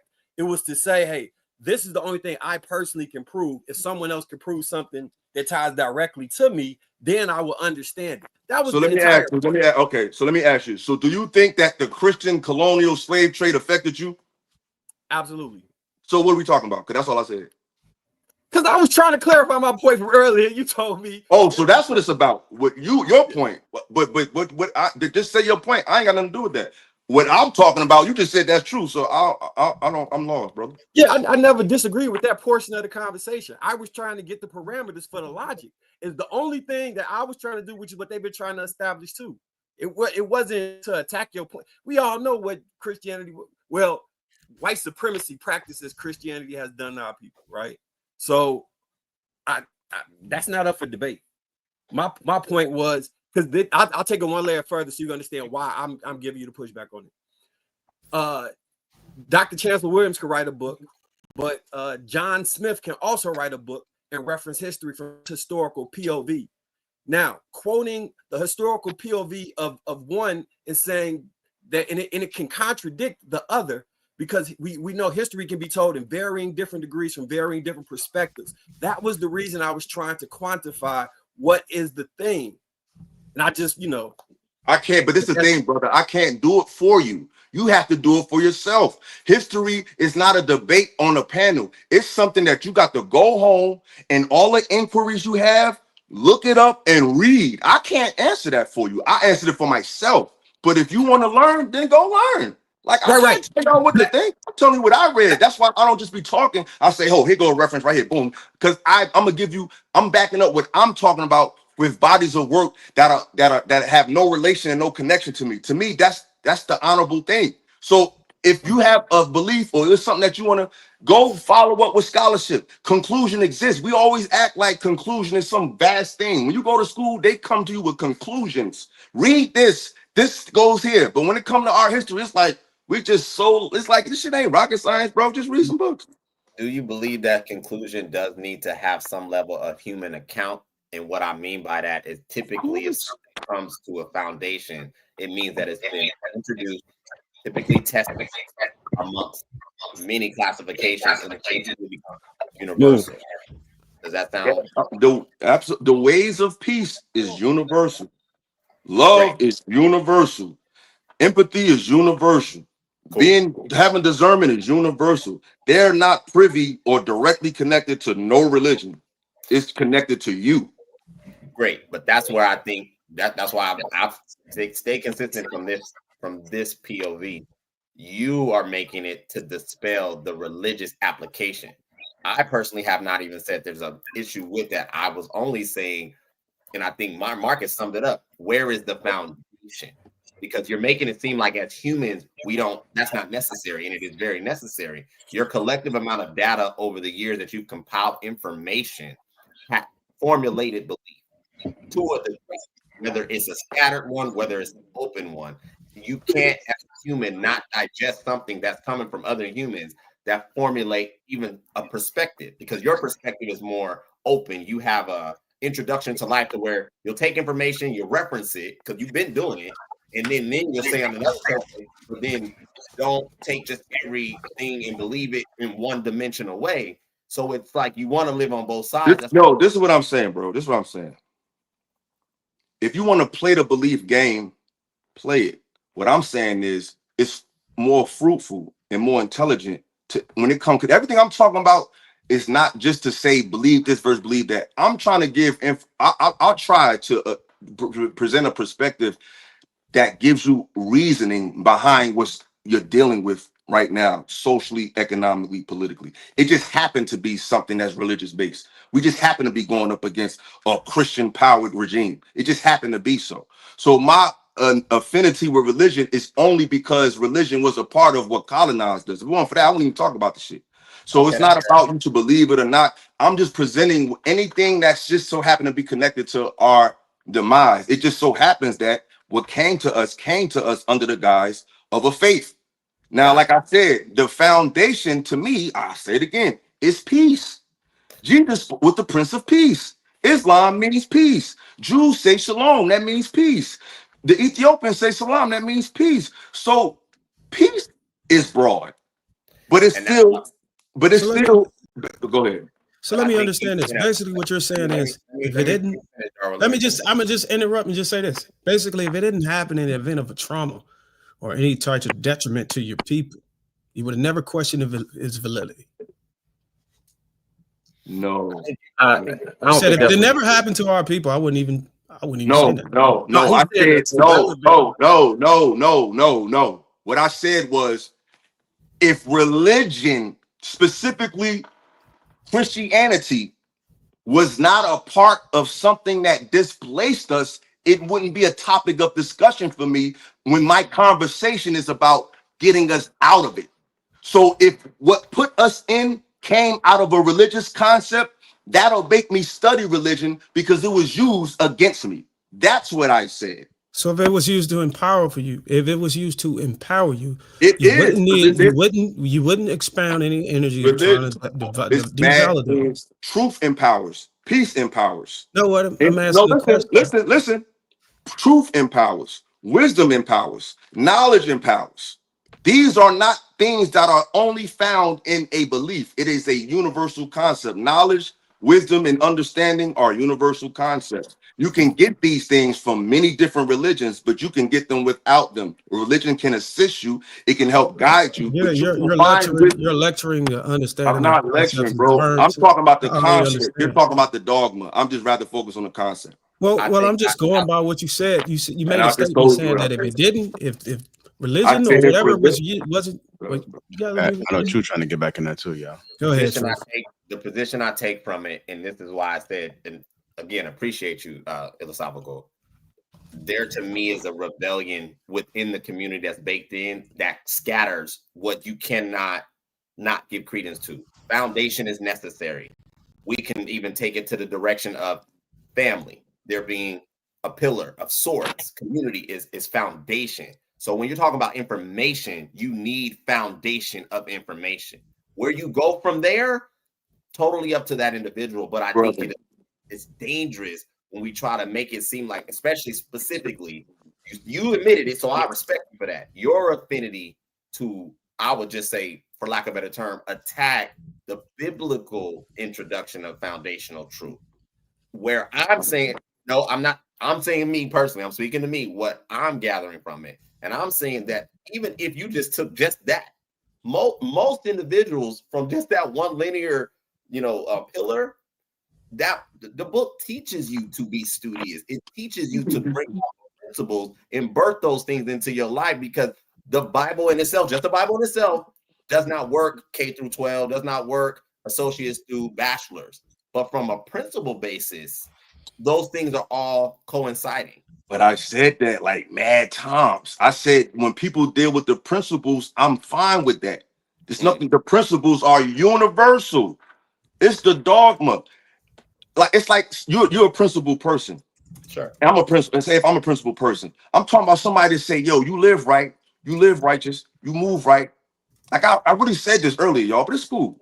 I said if you live right, you move right, I'll mess with you, but you don't want to catch the Holy Ghost with me, or you don't want to go to church with me. Some people emphasize those things more than actual principles. Most of our people that we know are saved according to their statement. I know we could break down and say they ain't living like that, but according to the profession of the mouth of the average black person, they are believers in Jesus Christ. That's most of our people.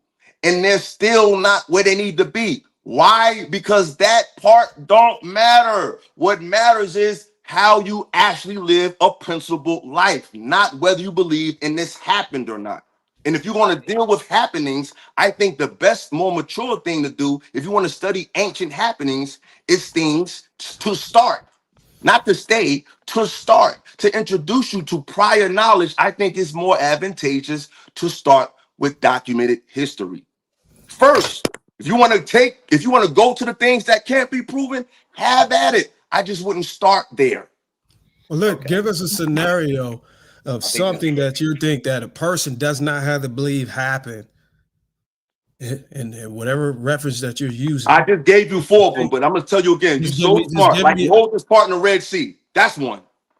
Okay, Moses. So you're saying that people are pushing the narrative that if you do not believe that Moses parted the Red Sea, you're not a good person. But I'm saying, brother, I'm gonna say it one more time. In my experiences, Bruiser, I can't speak for you, brother. I know you grew up, you're very benevolent. I'm not benevolent like you. I'm still a sinner, bro. What I'm saying is, I've met people in my life that have disqualified. I was born and raised in the church, bro. I seen women spend their life in the church, and all they got was big, fat, and they died alone. So what I'm saying is, a lot of these sisters that say our grandmothers, they died in these places with nothing, bro, because they were so caught up in the belief of the blood and speaking in tongues and all of that. But they didn't eat right. They didn't exercise. They gossiped. So the dogma isn't the answer. The belief isn't the answer. It's principle living that you can get as a byproduct of religion, but you don't have to get it strictly from there. You can get a lot of things from religion. I hope you get the principles from it. But from looking around at our people, most of them didn't get the principles. They got the dogma. They got the shouting and shit. They got the performative aspects of the black church via the Bible. They're not living principles. But look, like again, you're stacking again, because what I try to do is just I just try to have a dialogue with you on a particular concept of understanding, and when you stack the story from your past onto it, it kind of blurs. Bro, you're too smart to not be able to catch up. Come on, bro. I ain't talking nothing crazy. I'm just saying nothing crazy, bro. I'm not saying nothing crazy. Every time you do that, I had to keep. No, y'all just used to dealing with these regular deglers, and then you meet listen, me. Here's the point. Here's the point I was trying to make. Here's the point I was trying to make, bro. But here's the point I'm trying to make, and this is for the sake of anybody watching. It's not necessarily directed to you. I don't know who else was raised up in the church. I don't know what they believe. Everybody was. But I will. 1,000 words, bro. But I will say, this is the first time I ever heard that, hey, look, if you don't believe that Moses parted the Red Sea and you're going to hell or whatever the consequences. See, that's the problem. You saying whatever, which lets me know you're not listening. You just want to talk. I'm going to repeat it one more time. I'm going to repeat it one more time. Nah, you just want to talk, bro. I'll be giving you the benefit of the doubt. Let me just finish the point. Had you said something like, well, if you don't believe that Christ died for your sins, now that right there is more common and more believable. But parting the Red Sea or whatever other supernatural things that you're trying to pull up to devalidate it. Well, pick Christ died for you. You can pick that. If you believe that, if you think you can have that. If you think that is the litmus test, or you will use that concept as a determining factor, or whether you find value in working with somebody who checks the boxes of a character person, in my opinion, you're a goofy idiot. So now you know. Yo, Darwin, but you did what you didn't give him credence for, because he said something, in my opinion, very profound. He spoke to the dogma and the evidence of people being physically in church, observing this over years, and not seeing the evidence of what the book is supposed to produce. And I think God got a lot of bad representatives. I really do. However, Faith without works is dead. but I don't think that that's a good I depiction. did see that. But see, I don't think that's a good depiction to state that from your purview, because I know you have not journeyed across the globe to visit billions, that just because those people in your purview did not supersede to, again, your level of what the book is supposed to produce, that means that the book and the knowledge and those things are not valid, nor do they perform in the earth. I don't think that's a good depiction. That our community collectively is typically not an astute community from what I've observed. We don't typically like to actually build principles from what you're even saying. Take information and spread it and then test it in a multitude of markets. What we like to do is like to hear stuff and perform it on a one-dimensional level and then state it as true. Instead of being competitive across a multitude of sectors, getting enough information to make sure that what I even claim to believe is actually true. But I can overwhelmingly tell you, people in the Black church, most of them never really read nor do studied, don't even understand what they believe. They believe because it's regurgitation and they claim to believe, but that's not good to say now, well, just it's dogma. No, individuals are responsible for their life, whether they go to church, don't go to church. Your choices, life is choice driven. So your choices will depict your outcomes. Typically, if you're not sick, you weren't born with no ailments. So we got to give those individuals, if their life sucked or they got big or they didn't have the evidence of things, what was their series of choices or lack of choices? Because it's not just one structure of religion in one book, bro. One book to now say that individuals who have free will, and I know Hamp says free will don't exist, but free will, and then their evidence of their life is what it is. People make choices. People make choices. All people make choices. Where's the credence there? And I'll land. Yeah, I agree with that. I understand that. Can't hear you on mute. I just want to interject this real quick. The irony about okay. This will be quick. The irony about Jesus dying for your sins actually does affect people being good, Illa, ironically, because this is why, because they think like the girl you was talking about was feeling comfortable talking about going to church and all that, because she thinks that she can do a thing that is sinful and be forgiven. So it actually works against kind of people just living on base principles, because the thought is that they can be forgiven for everything over and over.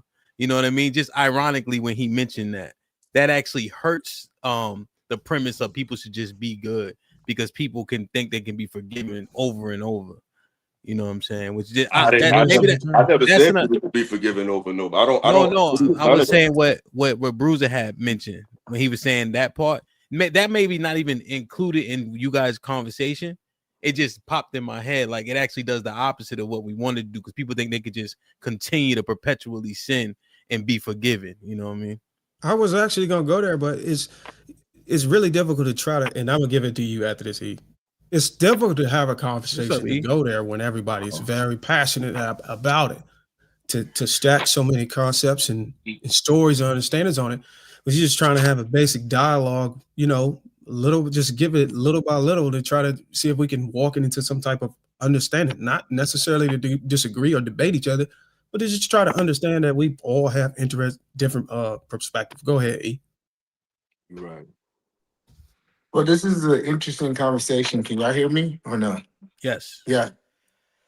I was trying to understand where we was going, because I heard, go check history. And if I go and I want to read, before BC, it's only going to be what I can read in the book. And then I got to ask myself, what book do I believe is more credible? Right? Do I believe the Bible is credible, or do I go and read ancient texts and see if it's credible? Something I heard Illa say earlier, he said, I can prove that the pyramids are there from the ancient texts. No, And he because I can also see them. That's why I he can know. see Right he can there. see them. Yeah. And he also said, I can see that the pyramids are in the Bible, right? So just because the pyramids are in the ancient text, that doesn't prove that it is true, just like the same reference he used for the Bible. So then we got to start, like you said earlier, you said that I can prove that the pyramids are real because I can see them. And you No, also can, this what I'm saying, brother. go Respectfully. ahead. Go ahead, sir. Nice to meet you. What I'm saying is this, brother. Belief is necessary, bro. It's called the placebo effect, in my opinion, and people need it. I give you an example. My mother was on drugs before I was born. She couldn't have children. She started going to church. The doctor told her your womb is too corrupted. You can't have kids. And she went back to church. You know, the pastor could have had a vision, or he could have heard it through the grapevine. I don't know, but he said somebody's gonna get pregnant. And my mother grabbed onto that, and her belief got so strong that she got pregnant. Now, some people could say Jesus got her pregnant, or I could say Jesus or the concept of religion stirred up her energy and made her believe in herself normally, and she wouldn't believe.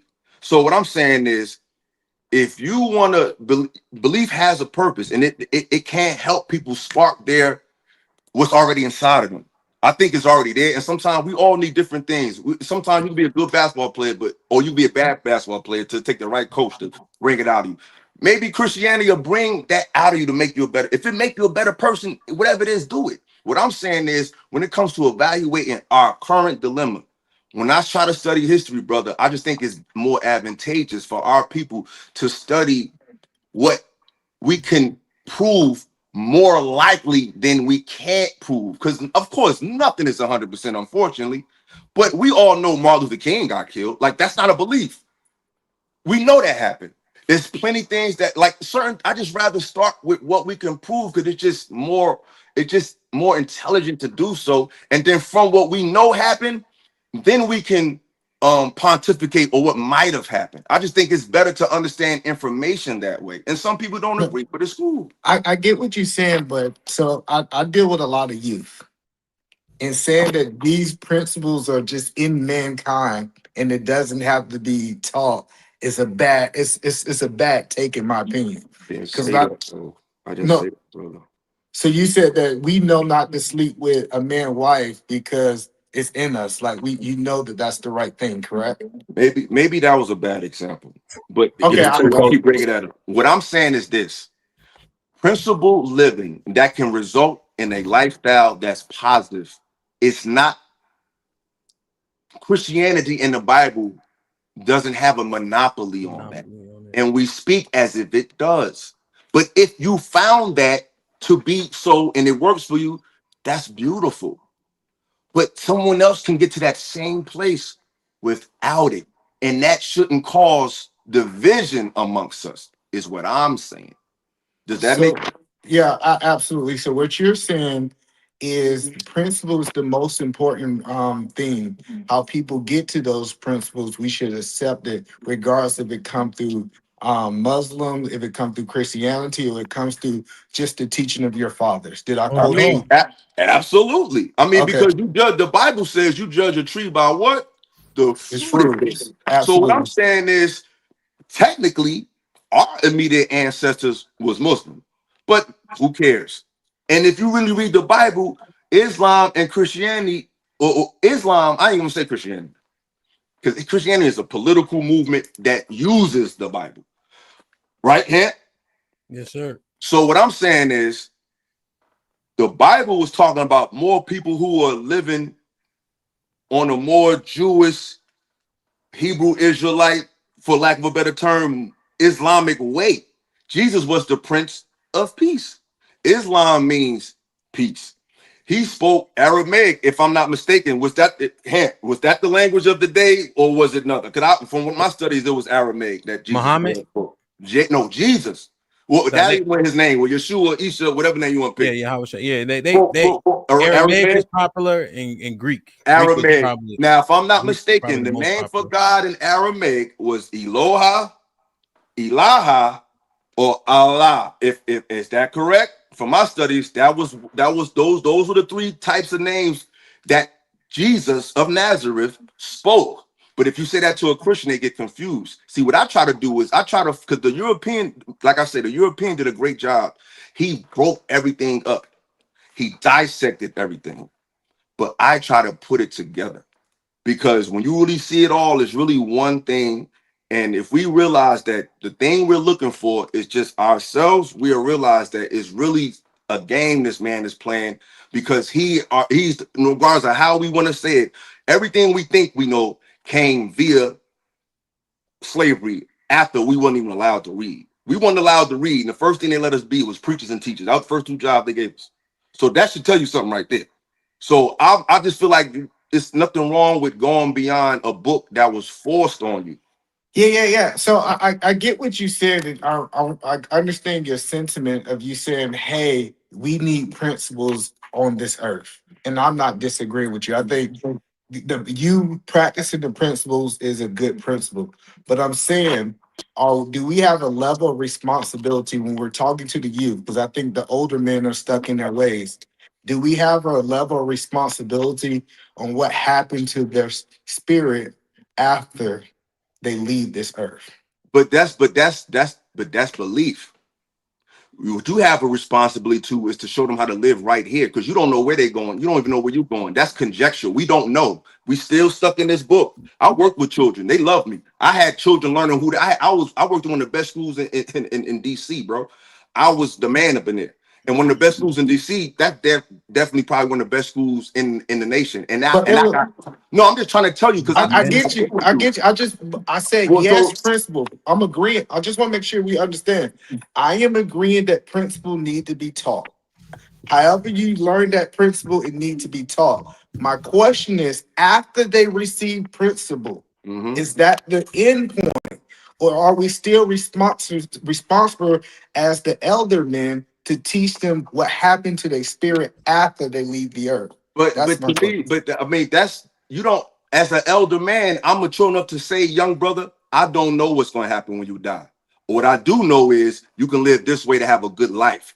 And if you have a good life, and if you're living principle, and if you believe in the heaven and hell story, if I'm teaching this young man how to live right, it's a good chance he's probably going to go to the good place. So one hand wash the other, whether you even believe it or not. If you believe in heaven and hell, right, and you teaching children how to live right, where are you preparing them to go? Well, I think that's the difference between learning principle and actually following religion. Christ. You're talking about religion. Hold on. I'm I'm talking about following Christ. And that's the point that I'm saying is that you're saying that it's your end of your life is when you check out here. I feel that I have a responsibility, if I know that there's life outside of this earth, to teach them that portion too, after they understand the principle. I'm not telling them not to do that. What I'm saying is you don't know where they're going, and neither do I. Let me interrupt real quick. E, let me ask you a question. If you look at the state of society, now I'm not going to even say state of society. If you look at the Black community, the people that was forced to live by or accept or believe or practice the things in a specific book that the colonizers put on them, do you believe today that though that Black people are living by that book, or did they free themselves from that book? What does the society, what does the state of the community look like? Does it look like Black people are living by that book? Or does it look like they're deviated from that book and they're living by something else? Just a simple question. I believe that they reject the book and we're seeing the fruits of it. Did they reject the book, or did they reject righteous living? Hold on. Y'all like to call living good being a Christian, but that's when you look up the word. I didn't use Christian or anything like that. We talking about principles. But you're implying that. All I'm doing is listen. I'm laser focusing on a specific statement you made about a people that was put in captivity, and that was impressed upon some type of doctrine or book. And you're saying that the goal, in some shape, form, or fashion, is the freedom from this book. And I'm saying, if you look at Black community now, if you look at the people now, most definitely is not living by that book.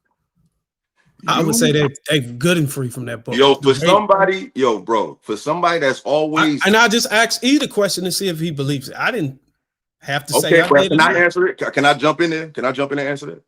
Well, yeah, yes. Go ahead, but E. No, go ahead, E. After E. I want After E. I want to ask you a question. Hold on, wait, E. Why? First of all, before you go there, why do you believe that the people who were forced on it, this book was forced on, why do you believe that they're not living by? Like, what examples or what proof can you expound on that suggests that they're not living by that book? I mean, you could just give one thing. You could say, you could say LGBT, you could say whatever you want to say.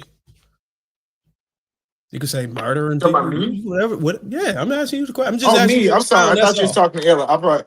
I think a clear that they're not living by the book is the marriage rates.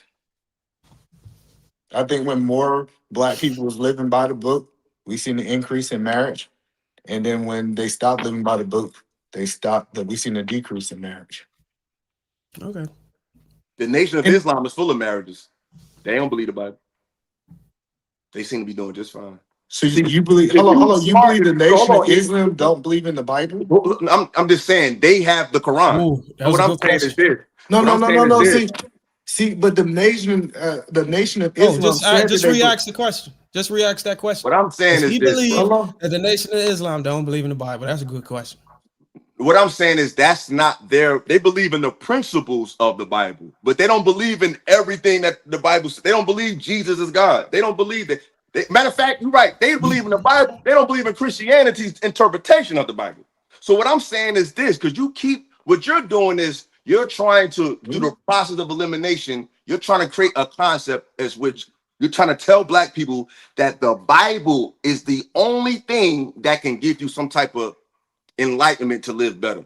That's what I'm telling you. But that's what you're alluding to, because you keep saying the book, it's many books. So can I ask you this question? Can the Quran no, answer this. Can the Quran help Black people? Yes. So why you keep talking about the Bible as if that's the only book? I was just asking a question from the book I'm asking you one. Why you keep talking about the Bible as if it's no other book? Because I thought that the book that you were referring to when you said that this book was forced upon our people, I thought the book you were referring to was indeed the Bible. That's the reason why I asked you the question. It was used as a tool because the people it was just you understand that's the reason why I used the Bible, right?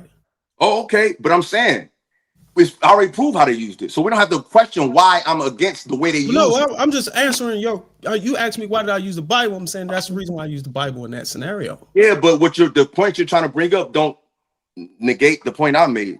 Because whether you believe it or not, you still think Black people are living by that book that they were held captive. I don't think Black people are living righteously. It's not by that book. They're not living by any book. But Ella, hold on, I'm trying to understand this. Ella, they're free from. So you agree that they're free from that book? Hold on, wait. They're free from whatever. They're free. Period. They could do what they want to do, but they not. It's not that. But listen, let me just say this. I'm not saying they're free from that book. I'm saying that Black people are not following principle living. Period. Whether it be from the Quran, whether it be from the Bhagavad Gita, whether it be from the Bible, principle living, communal living concepts, righteous living concepts as a whole is not being practiced by Black people. But what I don't agree with is that the Bible has a monopoly on that concept. Maybe you do. No, this is my understanding of why I came up, because I want Illa to answer this question from my understanding. And I'm trying to understand why you blaming the Bible for white people actions. Because it seems like you keep saying the Bible is the source of this evil. And in the past, when we look at slavery, it wasn't the Bible, it was the actions of these white people at that time. I agree with you, brother. I just said it's not my fault, but that's just happened to be the book that they used to enslave us. That's all. If you read the book, it will actually free you. That's why the slaves use something in it to get out of their situation, because it's a power in knowledge. It's the knowledge. It's not the belief. Maybe y'all put like this. Y'all may think that belief in Jesus dying for them is what saved them. I think righteous living is what saved them. No, I don't think the belief in Jesus is the determining factor for your salvation. Yeah, but what I'm saying, if you saying that the Bible is what freed them, that means the Bible is the answer. No, it means that's all they had, and they made the best out of what they had. They didn't have nothing else. They could have used anything. Anything could have freed them, bro. Anything that told them an overcoming story could have got them. They weren't even allowed to read. That's all they had. They didn't have a choice. I got you. So you saying that if they had any book that helped them with overcoming, they would have been able to been freed out of Yes, they slavery. were slaves. That's like if you in. That's like right now, E. If you was enslaved, say if you was So in if they jail, would have right? read 48 Laws of Power, they would have. Say if they gave you, say if you was in jail, right? And you was in solitary confinement, you wouldn't give a fuck if they gave you a Dr. Seuss book or the Quran. Based on your conditions, you just need something to take your mind off of your condition to give you hope out of it. They just happened to give them that book. And I don't think it was by mistake, because with that book, they corrupted it and said, basically, Jesus told us this is our land. So what I'm saying is they interpret it negatively. But if you when I look at the Bible, I think you're just talking about, I think we all are little Jesus. That's just me. I think you're Christ, we all are Christ. So I don't look at, I see the concept. I'm not caught up in falling out and all of that shit. That's demonic. So I got it. So you do believe God was involved in freeing the slaves? Let's start there. Do you think he was, or you think it wasn't? I guess whatever the higher power is, I think a higher power. I use God because everybody understand that. So like There's whatever definitely something higher than me, of course. But what's his name? I don't know. I just know that this is a higher force than me. I know there's I think it's a higher frequency than my physical limitation. That's a given. I can't make an ocean. I can't make a mountain. It's obviously something higher than me. But none of us know what it is. We just know that it's bigger than us. We got an Here's idea. a better question. We don't know. Do you believe do you believe in any, do you live by or practice any concepts or principles within the Bible? You say yeah. Yes or no? Because they're basic principles that's in everywhere. They're not just in the Bible. So it doesn't matter if it's a historical trauma from your people attached to it. You can pick and choose what principles that you want to align with, right? Sort of like the Constitution. You believe in the Second Amendment to carry a firearm, but you also don't know that the Constitution also has some writing or some language in there that suggests that we are 3/5 of a human.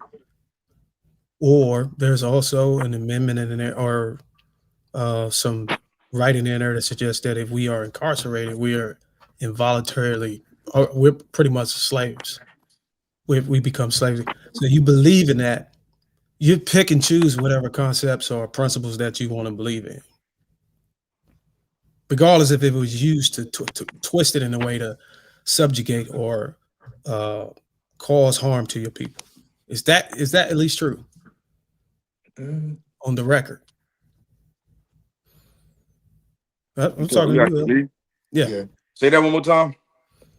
Do you even though this Bible was used by the oppressor and to manipulate the people and put them into captivity, you still live by the principles within it, right? I try to just be a good person, bro. I'm not going to say I do. I just try to be a good person. I don't walk on eggshells in life. I didn't ask to be in this motherfucker. Like I'm way out there, bro. Like I'm really not on some. I'm not thinking somebody's looking over me and thinking, hey, I'm watching you, I'm keeping tabs. I don't think that. I think I'm a spirit having a human experience. I think you just try to live the best way you can. This is a flawed reality. You're going to make some mistakes. Just try not to live a life of just thinking you could do whatever you want to do. But I don't think I was born here to just be born. I don't believe I don't look at the Bible from the mundane level that the average person look at it from. But no, that's good though, because you said that you see yourself as a spirit, not a human, correct? Yeah, that's not biblical. That's not a biblical concept. That's what I'm saying. Our people are programmed. When they hear words like spirit, when they hear words like prayer, like when they hear the word spirit, the average black person thinks of the church. No. Let's can I ask talk y'all a about what they question? believe. Can I ask y'all a question? I got you 1 second. And this is my last question. I'll let you take over. Do you believe that the spirit can live outside the body? Of course. Okay. That's all I want to know. How y'all doing, family? What's up, everybody? Family. Since y'all was on a witch hunt on Illa, y'all said God helped free the slaves. Did God help enslave Africans and black people? Help is an interesting word. They were doing the witch hunt. I apologize. It ain't even my bad. It's the man in Darwin. So I know that I heard of something called the transatlantic slave trade. I heard of something. Now, I'll give E a pass. He was cool. No, Oh, no, he no. didn't. It's Hold cool. on. Wait, Why wasn't I hold cool? on, hold on, Hold hold on on. one Ali, second. He the man Ali even said it. get nothing Hold on. I'm I off. want to asking. He answer. the man. Nah, I'm asking. nah, I'm nah, asking. He not the man tonight, in Bruce. Darwin. Y'all said But God was tomorrow used would be to free good. the slaves. Well, God used to enslave Africans. Well, the question is, well, let me answer the way that I would answer You it. want to answer it? Okay. No, I'm gonna answer the way I'll answer. I think, I think that God says, "I will." What we allow in earth, He allow heaven. What we allow in heaven, He allow on earth. Lock his ass up. What? So what I'm saying is, I think that God allow what we allow. That's what I'm saying. That's not what I asked you, my brother. So yes. So if we So let me help you educate you too. In West no, no, Africa, no. So, but did you hold understand on. my answer? No. In West Africa. There was the Yoruba religion. Central Africa, there was different religions. Southern Africa had Zulu. East Africa, North Africa had different religions prior to Christianity and African, and Islam. So I'm asking you, was Islam and Christianity used to enslave people that look like us? I believe it was people enslaving people. I didn't ask you if people was enslaving people, brother. I asked you, was it used to enslave us? Yes, yes. I'm saying yes. I believe So people manipulated. why did God help them enslave us? Yes, because God allow what we allow. No, who's we? We white now too? No, no, And no, You no, want no. me to I answer the think you're question? missing what I'm saying. I got a help them No, different out. answer. I'm Help them out asking his because question. it's He's very asking ironic. why So you did think he God allowed them to do no, this? hold on. No, he said, why did God allow it to happen? And I believe in the Bible, and the Bible said God allows what we allow. So if we allowed it to happen, he allows it because So he we freed turned ourselves. because he turned the earth over to the No. children of You said men. hold on, eat a man. I'm listening to your words. He allows what we allow. So we freed ourselves, then God freed us. No, so God can operate when we allow him to operate. So I know that he didn't want to talk about like the story of Noah, but he couldn't come back into the earth unless he had permission from man. So I'm not sure what you're saying, but I'm gonna say this. All Illa was saying was how the practice of religion has been used to indoctrinate and enslave us. If it's so freeing and liberating of black people, why is it giving it to us in prison? Why is the Bible giving us to us in prison? Why the Quran is giving us to prison, but money isn't given to us, land isn't given to us, actual blueprints on how to build business isn't given to us? Why is the Quran and Bible in excess to be given to us if it's so liberating to us? So why is the Bible given to us? If it's so liberating. Well, no, I think the Bible is given to us because the country is founded on Christianity. And why is that? Wait. Okay, so we lying on a Thursday now. We The going this, we country going. was founded on Christianity. The country was literally founded to be freed from religion. Like they didn't want us to be bound to a religion. Like literally, that's why they came here. That's why the founding That was a fathers smoke screen. came here. They did not That, come that, that here. is true. That is true. Both That's Right. what y'all they right. They said. wanted Both to y'all be right. free from religious persecution. They didn't want to follow a religion. They came here for that. I think you're right. I think he said it kind of wrong.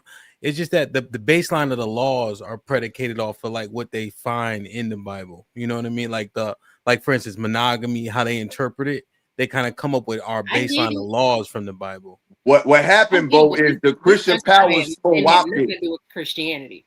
You right, Bo. What happened was very quickly the Christian powers co-opt America like they co-opted everywhere else. She's Yeah. right. They did come here Yeah, for. that's what I'm saying. But that's what I'm saying. Just they take the laws and then place them on But and how they but police the society. even if we concede to that, everybody who's controlling this nation dominated the person, then gave them their religion, gave them their laws, gave them their language. So we're the only ones sitting here where a book is telling us to wait for somebody to free us. And not only that, it's saying that it will avenge us as well too. So even if we don't get revenge, God also says he'll get revenge in the Bible too. But why does everybody else get their freedom, get their liberation, get their power, get their resources, get their land, get their families, but black people that look like us have to wait on a God?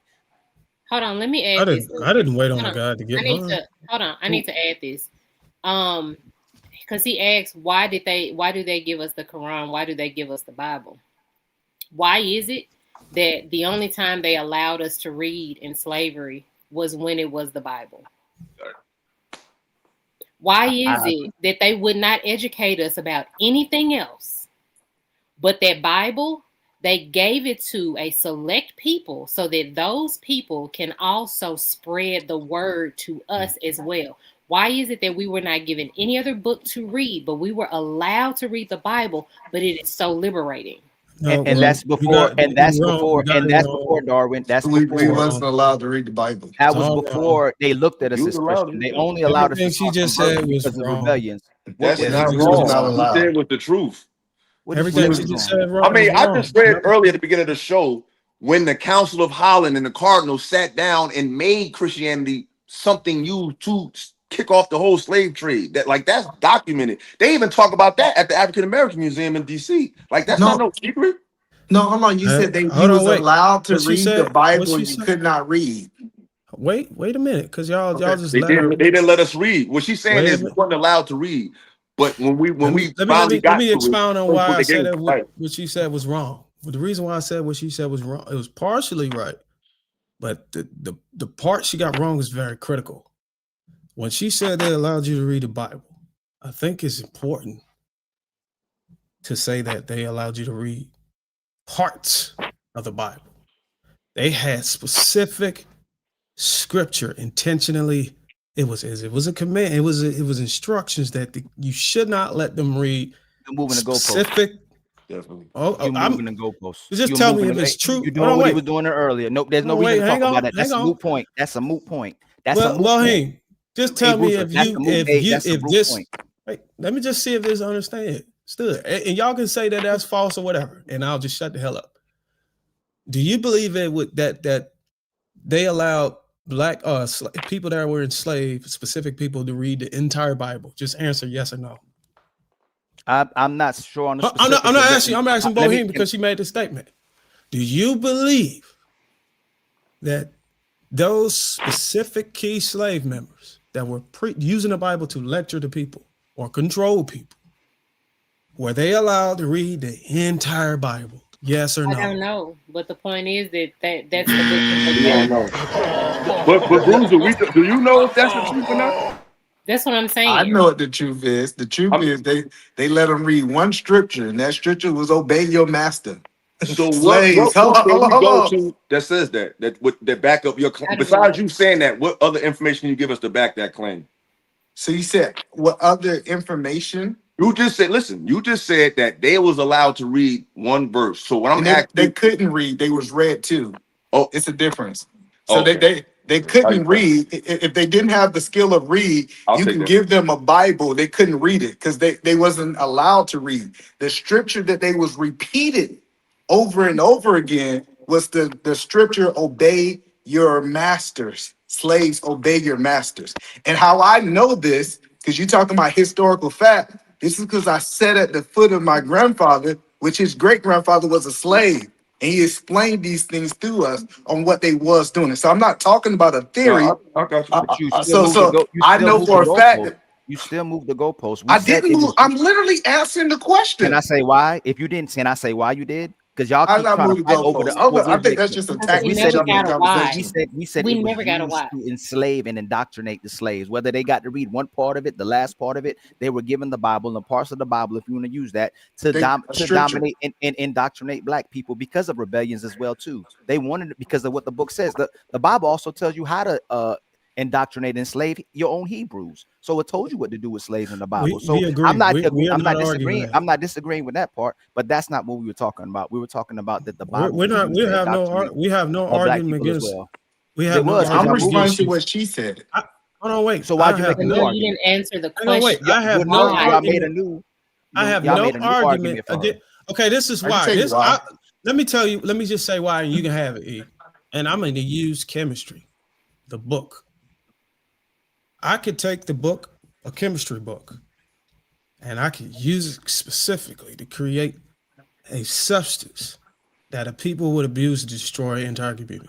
Some people call it meth, whatever you want to call it. That is the same concept. And I'm going to use Philosophical's mentality, concepts that you can get from many books and apply it to life. And I hope you back me on this, Philosophical.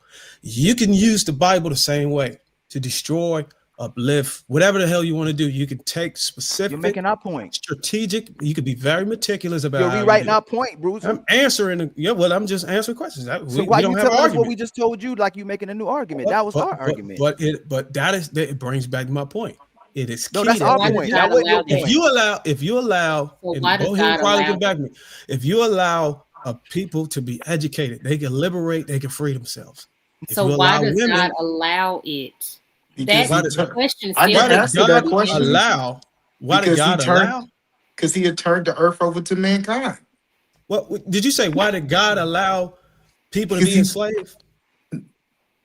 Is that the question? Yes. I because would answer. I would say that. I wouldn't say that God allowed it.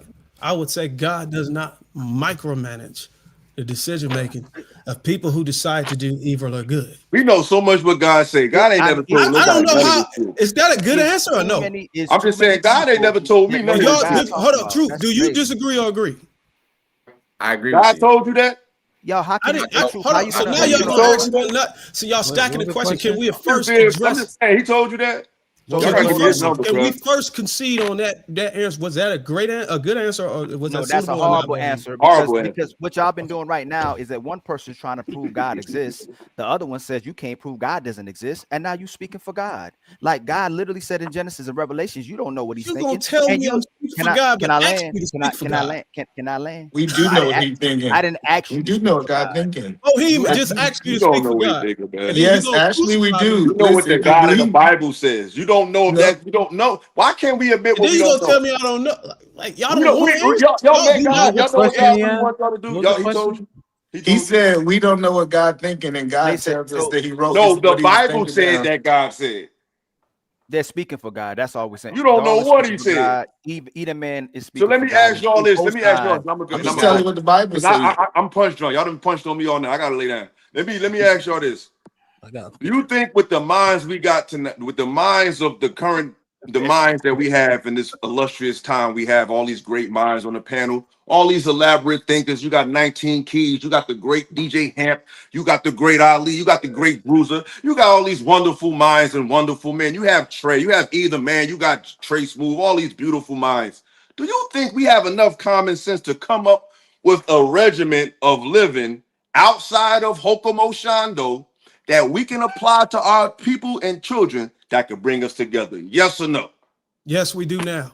I'm out. Y'all have a good night. Yeah, but but you're looking at a place where we have already learned specific principles that stem from the things that you said we don't necessarily need. Yeah, so because we don't This is take away our illogical. memory. No, hold on, because he said if we stop now and DJ Hamp still got all of his knowledge from the Bible, he still can build on the knowledge in his mind. Like this idea that he lost that. No, he literally can build a principle without a piece of paper.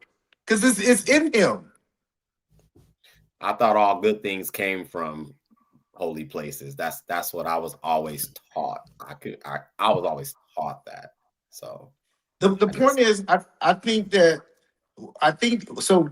God turned the earth over to men, and then we get mad about what men are doing on earth. Well, hold on. Basically, what Illa just did before he left, he said, you take a group of people who got a master's degree and asked them, hey, do you think y'all can do a master's degree in math? Do you think y'all can go out in the world and do math on y'all own from here on out? Yeah, we got a fucking master's degree now.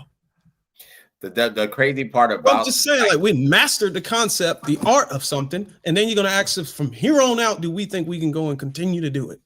But you that's have to literally rip away all of our understanding and give us a mental reset and then ask the questions. Therefore, those questions can't even be answered. I don't even know why it was posed. But that's a flawed concept in itself, because it is. when you graduate, you still have to apply the knowledge that you gathered in the institution and apply it in real life, and then you got to do it over and over on a competitive spectrum. Like and that's why GJ Hamp exposed the marriage. He trapped him with the marriage and you slept with my wife concept. So the conversation was about God, right? Is there a flaw in the God concept? If all of us can believe in the sun, all of us can believe in the ocean, all of us can believe in the earth, all of us can believe in the things that we see and accept as true, but most people can't agree on God unless you're following the doctrine that someone else is following or where you were born. Most of us follow how we were indoctrinated, what was presented to us, and the regions we lived in. Like, you can't deny that. Like, most of us follow what we've seen or what someone's brought to us. You can't deny that. And then the worst part about this is we're dominated by the people who supposedly gave us the religion. So is God for us, or is God against us, or is God supporting the people who dominate us or against us? And you can't be upset at someone who questions that when the person you believe. I'll say this. Someone said, I think it was in I don't know if it's Edelman and Darwin. Did someone say black people don't follow the Bible? They might be sinning, but black people still one of the biggest followers of the Bible. Like, we're very notorious and passionate about God, but why are the people the most passionate about God seem like we punish the most around the world? That's the problem I've had with the concept, because I believe in a higher power. I believe in the creator. But when you're looking at the concepts and you're looking at who following God, and then you look at the people that look out like us, the most oppressed and suppressed throughout the world, there has to be a problem with that. But we have to wake up one and go, let me clear up what I said. Let me clear up what I said. Hold on, wait. Let me clear up what I said. What I said was, I believe black people read the Bible. They go to church. Now, whether or why they apply what they read and believe in into their lives, I posed the question to either see if he see any evidence in that in the community. He said no. You think anybody follow the word better than Jesus? No. Do you believe anybody? You follow talking the about word somebody better? moving the goalpost? Can you at least? I'm going to at least address that. He was killed. Better so no. is believing in it going to liberate us on this earth? Is what I'm talking about. Is it going to free us? Because even if God, let's say God exists and God is with us, I can answer that. Does this God want us to do something about it? I don't think liberation was the prize for us believing and following Christ to be liberated on earth. I think the plan was something that was supposed to happen after life. I think there's scriptures or there's some type of language in the wording saying that God is, or Jesus is not of this world, and the world even accept him. What we're trying to do is use the Bible or use any concepts of what God wanted to happen as a way to say, now we can get land and we can get fucking 48. I don't think I don't think any of the I don't think it was in efforts to gain resources or reparations or 40 acres and a mule. I think the whole concept was being able to live a fruitful life, have a legacy, and be favorable by God's eye, so that whenever it was time for you to be judged, you would be judged according to the way you live. All of this stuff about being liberated and being free, that's a worldly thing, I believe. That's just my belief. No, but hold on. But it's really important when we hear people say, go read other stuff that's based off the Bible. Like we say, hey, let's go read these success stories and all these different things, principles. Those people got those principles and wrote those success stories based off the Bible. Because the Bible is the original foundation, right? Which Bible? Which Bible? So this is what I'm saying. So you got you got the Wycliffe Bible, you got the Tyndale Bible, you got the Great Bible, you got the Geneva Bible, you got the Bishop's Bible, you got the Douay Rheims Bible, something like that, the King James Bible. Which Bible? So when people are speaking about it, we talking about books. What book you talking about? What Bible? And Hap already told you earlier that they stopped putting Apocrypha in the Bible because it was too much to put it in there. So which Bible are you talking about? I would say start with the Old Testament, man. No, hold on. So I want to make sure we understand. So you're not saying that these stories are not built from the Bible. These success stories, these principles don't come from the Bible. What success stories are you talking about? All right, so the principle, thou should not kill. Do you think it came from the Bible? What success stories are we talking about? Okay, so when you say, what I'm asking is, he talked about the principles of the Bible, right? And I just gave you one principle of the Bible.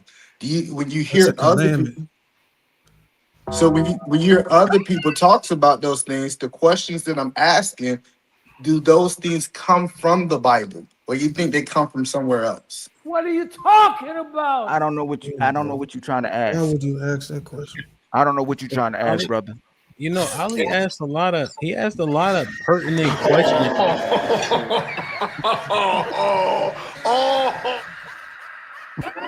No, He was asking, do you think morality is based on? I'm sorry, he was just asking, do you think morality is based on the Bible or something else? He was trying to clarify that. Is that not right, E? The Ben? Yes. Okay. Our moral compass, do you think it's based off the Bible? No, there was morality before the Bible. Matter of fact, but the Bible was from the beginning. No, where did morality come from then? It from man. The Bible is from the beginning. Where did man Yes, come the from? Word of God. When I say the Bible, the Word I of God don't. is from the So beginning. this is the thing. To be honest, right? I respect everybody's religious beliefs. I came from two sectors of the world, two parents that came from two parts of the world. I believe it. But to say where we know where it came from is very difficult to say because we got it from man and we got it How from can a you book. say where it don't come from? Because hey, okay, watch Darwin. Okay, Darwin, you want to do that? Hey, Darwin, would you know God or Jesus if you didn't open up the Bible and nobody ever told you? Would I know him? Yes. If Would I nobody know ever told about you, it? if nobody ever put a Bible in your hand that spoke to you about Jesus, would you know him? And I want to see you tell me the If truth. Let me see. nobody spoke to me about it, right. Yeah, I would have figured it out. How? I did. I'm a living No. testimony. Nobody showed me nothing. I had to go and learn all this on my own. That's not what I No, asked you. He's asking if you had no understanding, you would have to be taught something. Yeah, obviously, You have to be yeah. If I taught. didn't have, he's basically saying, if I didn't had access to religion, the God or the Bible, I wouldn't know it. Why So do by I default, think- logically, I wouldn't. If I claim this gives me superpowers, I have to say why it exists. It's on you to prove why it exists, not the person who doesn't believe. You're trying to get me to believe But something. I have a supernatural. Listen, y'all call it supernatural. supernatural. I also have a belief that I would have found it. I think God works in the mysterious ways to where I would have found God some kind of way. That's just my belief. I can't explain it. I have faith that God works that way. That there is nothing that Ali has asked several pertinent questions, right? And they have direct answers that are biblical. You know, Ali, that's always an interesting question. Like the believer has to prove it. Even what people are willing to do in the Most High's name gives them credence. Like you know how Illa was talking about the Crusades. That alone makes them real because what are people willing to do in his name? You know, just in terms of something that's more tangible. And you ask a lot of dope, pertinent questions like, why so much travesty for our people? You know, and I know you already know these verses, but you know, it's several people here, you know. So, but you know, Deuteronomy 28 talks about the blessings, and then it instantly goes to the curses, and you can see those curses happening to us in real time. You know, from the slave trade to leaving our children to our, you know, us being evil towards each other. You know what I mean? So I know you already know that, but I know you already know that stuff. But so those things is kind of how I would just simply answer the question based on what the Bible says. You know, things have come to pass in the Bible, and then we are in a downtrodden state because we are the chosen people. And in Amos 3, he said he gonna punish us for our iniquity, and so we see it in the earth. Right? That would be just a straight up. You know, I give you the text to refer to, and then you could say, okay, and then the next point, you know, because you asked those questions, but nobody gave like a direct. And I think the answers were okay, but just directly trying to answer it. But from respectfully from our nature, the way I see us operate as a people, I don't see us even at the places we are now. Supposedly, I don't see black people operating in our nature that way. Even if we're supposedly cursed, I see Arabs move like that. I see the Asians move like that. I see the white man move like that. So when we use it to justify our condition, I can see which way. I can try to look at two ways. I can go, hey, maybe God gave us this and we did something, we just cursed this way. Or I go, the people who are enslaving us gave us this book to make us think this way and to justify why we're in these positions when we're more powerful than majority of people walking on earth, and we could just change this. Even though we got to go to war to change this. God, no disrespect to nobody that believes in it. I'm saying pattern wise, there's so much atrocities that's happened to where I don't see where God and Jesus is, and he's not here with us. And I'm just being honest with y'all, right? And the things that I went through in my life, and it's no disrespect to nobody's religion, because maybe I'm wrong. I'm putting myself in the position where I could be wrong. But there's so much that's happened. And looking at the way black people perform, let everybody to our cookout, hug and love and kiss on everybody. I can't see us being the way the book is depicting and then justifying what it's doing to us based on our nature that I see in our pattern. It doesn't add up. No, and so here's the thing. My bad, Bo. I'll be as quick as possible, right? So that's the thing. Everything you say, we can cite it, you know. So for instance, right, letting everybody to the cookout, Nehemiah 13 and 25. They supposed to be building the wall. They too busy fucking with white women, right? And then they going off. You got King Solomon messing with all these women. Now he go off. He start leaning into idolatry, right? There's when you look at things where we don't understand it because of the travesty we go through. I don't know if you ever heard of the story of Isaiah, where God killed 42 kids with 2 bears because they was cracking on him about he had a bald head. You know that story. So you see all these things and you're like, damn, how is this happening? But we've seen it manifesting over and over. And then simply we paying for a lot of what our ancestors did, the sins of our forefathers. And so the Bible kind of agrees and acknowledges all your plights, you know, and that's where I find solace, kind of. I give you an example. That makes sense. Yes, sir. I give you an example, and you can address this on your show. When our sisters are talking about black men can come up with all the data to refute it to show how prosperous we are in today's society, right? But for some reason, when black conservative men using the same data talk about white men, they say that what the white man now is telling truth, what a lot of our sisters may be saying. It's very contradictory. So, like, you ever notice that whatever they say to us is what the white man says? They go, hey man, look at all this data. That's not true. As soon as you start talking about black poverty, black IQ, black violence, they start saying the same thing the white man says, and black conservatives will agree with what they say. No disrespect to the black conservatives, because there's some real ones out there too. I'm talking about the white black conservatives, not the black conservatives. But they will agree with the white man when they disagree with it when the black woman says it. So, and even what you said, I think you said earlier about the forgiveness thing, right? I think so. You were saying how God doesn't forgive. But Jesus, what verse? He didn't say that. He didn't say that. Yes, he did. Yeah. Who? No, he no, didn't no. say God don't forgive. He said that. No. If you sinning over and over again. Grace. But there's a Bible verse where Jesus says, in one day, if a brother sins against you 7 times, you forgive him 7 times if he repents. Yeah. So it's in our nature. It's like we already forgiving people, but even in the we book, have that benevolency. It could derive from that. So it seems like it is a place of us where we're forgiving people, and the people who are not forgiven are the ones who are ruling us with that book using us, though. I'm not saying the book look like there's things obviously that derive from us. If you go to Egypt, you go to Samaritan, whatever you want to go to, Samaria, wherever you want to go to. But something is wrong where the people who are supposed to be those people are still controlled when we don't move that way even now. Like all the rhetoric that's used to demonize us, if you go look at all the history of black people, with even after the Reconstruction ever, after civil rights movement, all the stuff, black people have progressed so much. We just have an issue with relationships because of the way we're indoctrinated. So Ali, the interesting point, and the thing about that verse, you 100% right. I forgive you, you forgive me, right? Yes, sir. We ain't talking about the Most High though. You're gonna pay for them sins, you know, because the Most High is what's gonna enact the penalty of perjury for the sin itself. But I understand the distinction there. Now here's the thing. Damn, I lost my train of thought. I apologize. One thing you had just said. The cookout thing, Ali, is what you kind of also just mentioned. We too busy forgiving everybody. When I'm glad you cited that verse because it say forgive your brother.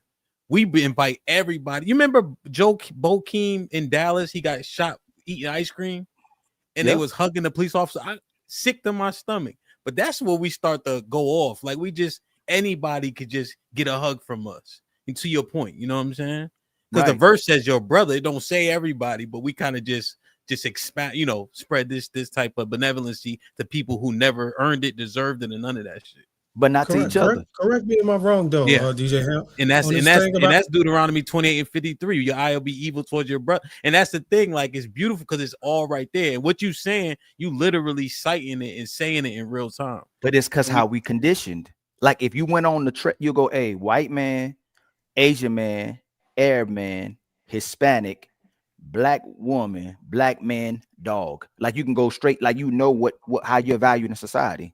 Y'all view higher than us now. We used to be valued higher than you. It's just funny how you said it. I didn't think you was gonna say dog. No, but think about it. But the black man used to be more valued than the black woman. Not no.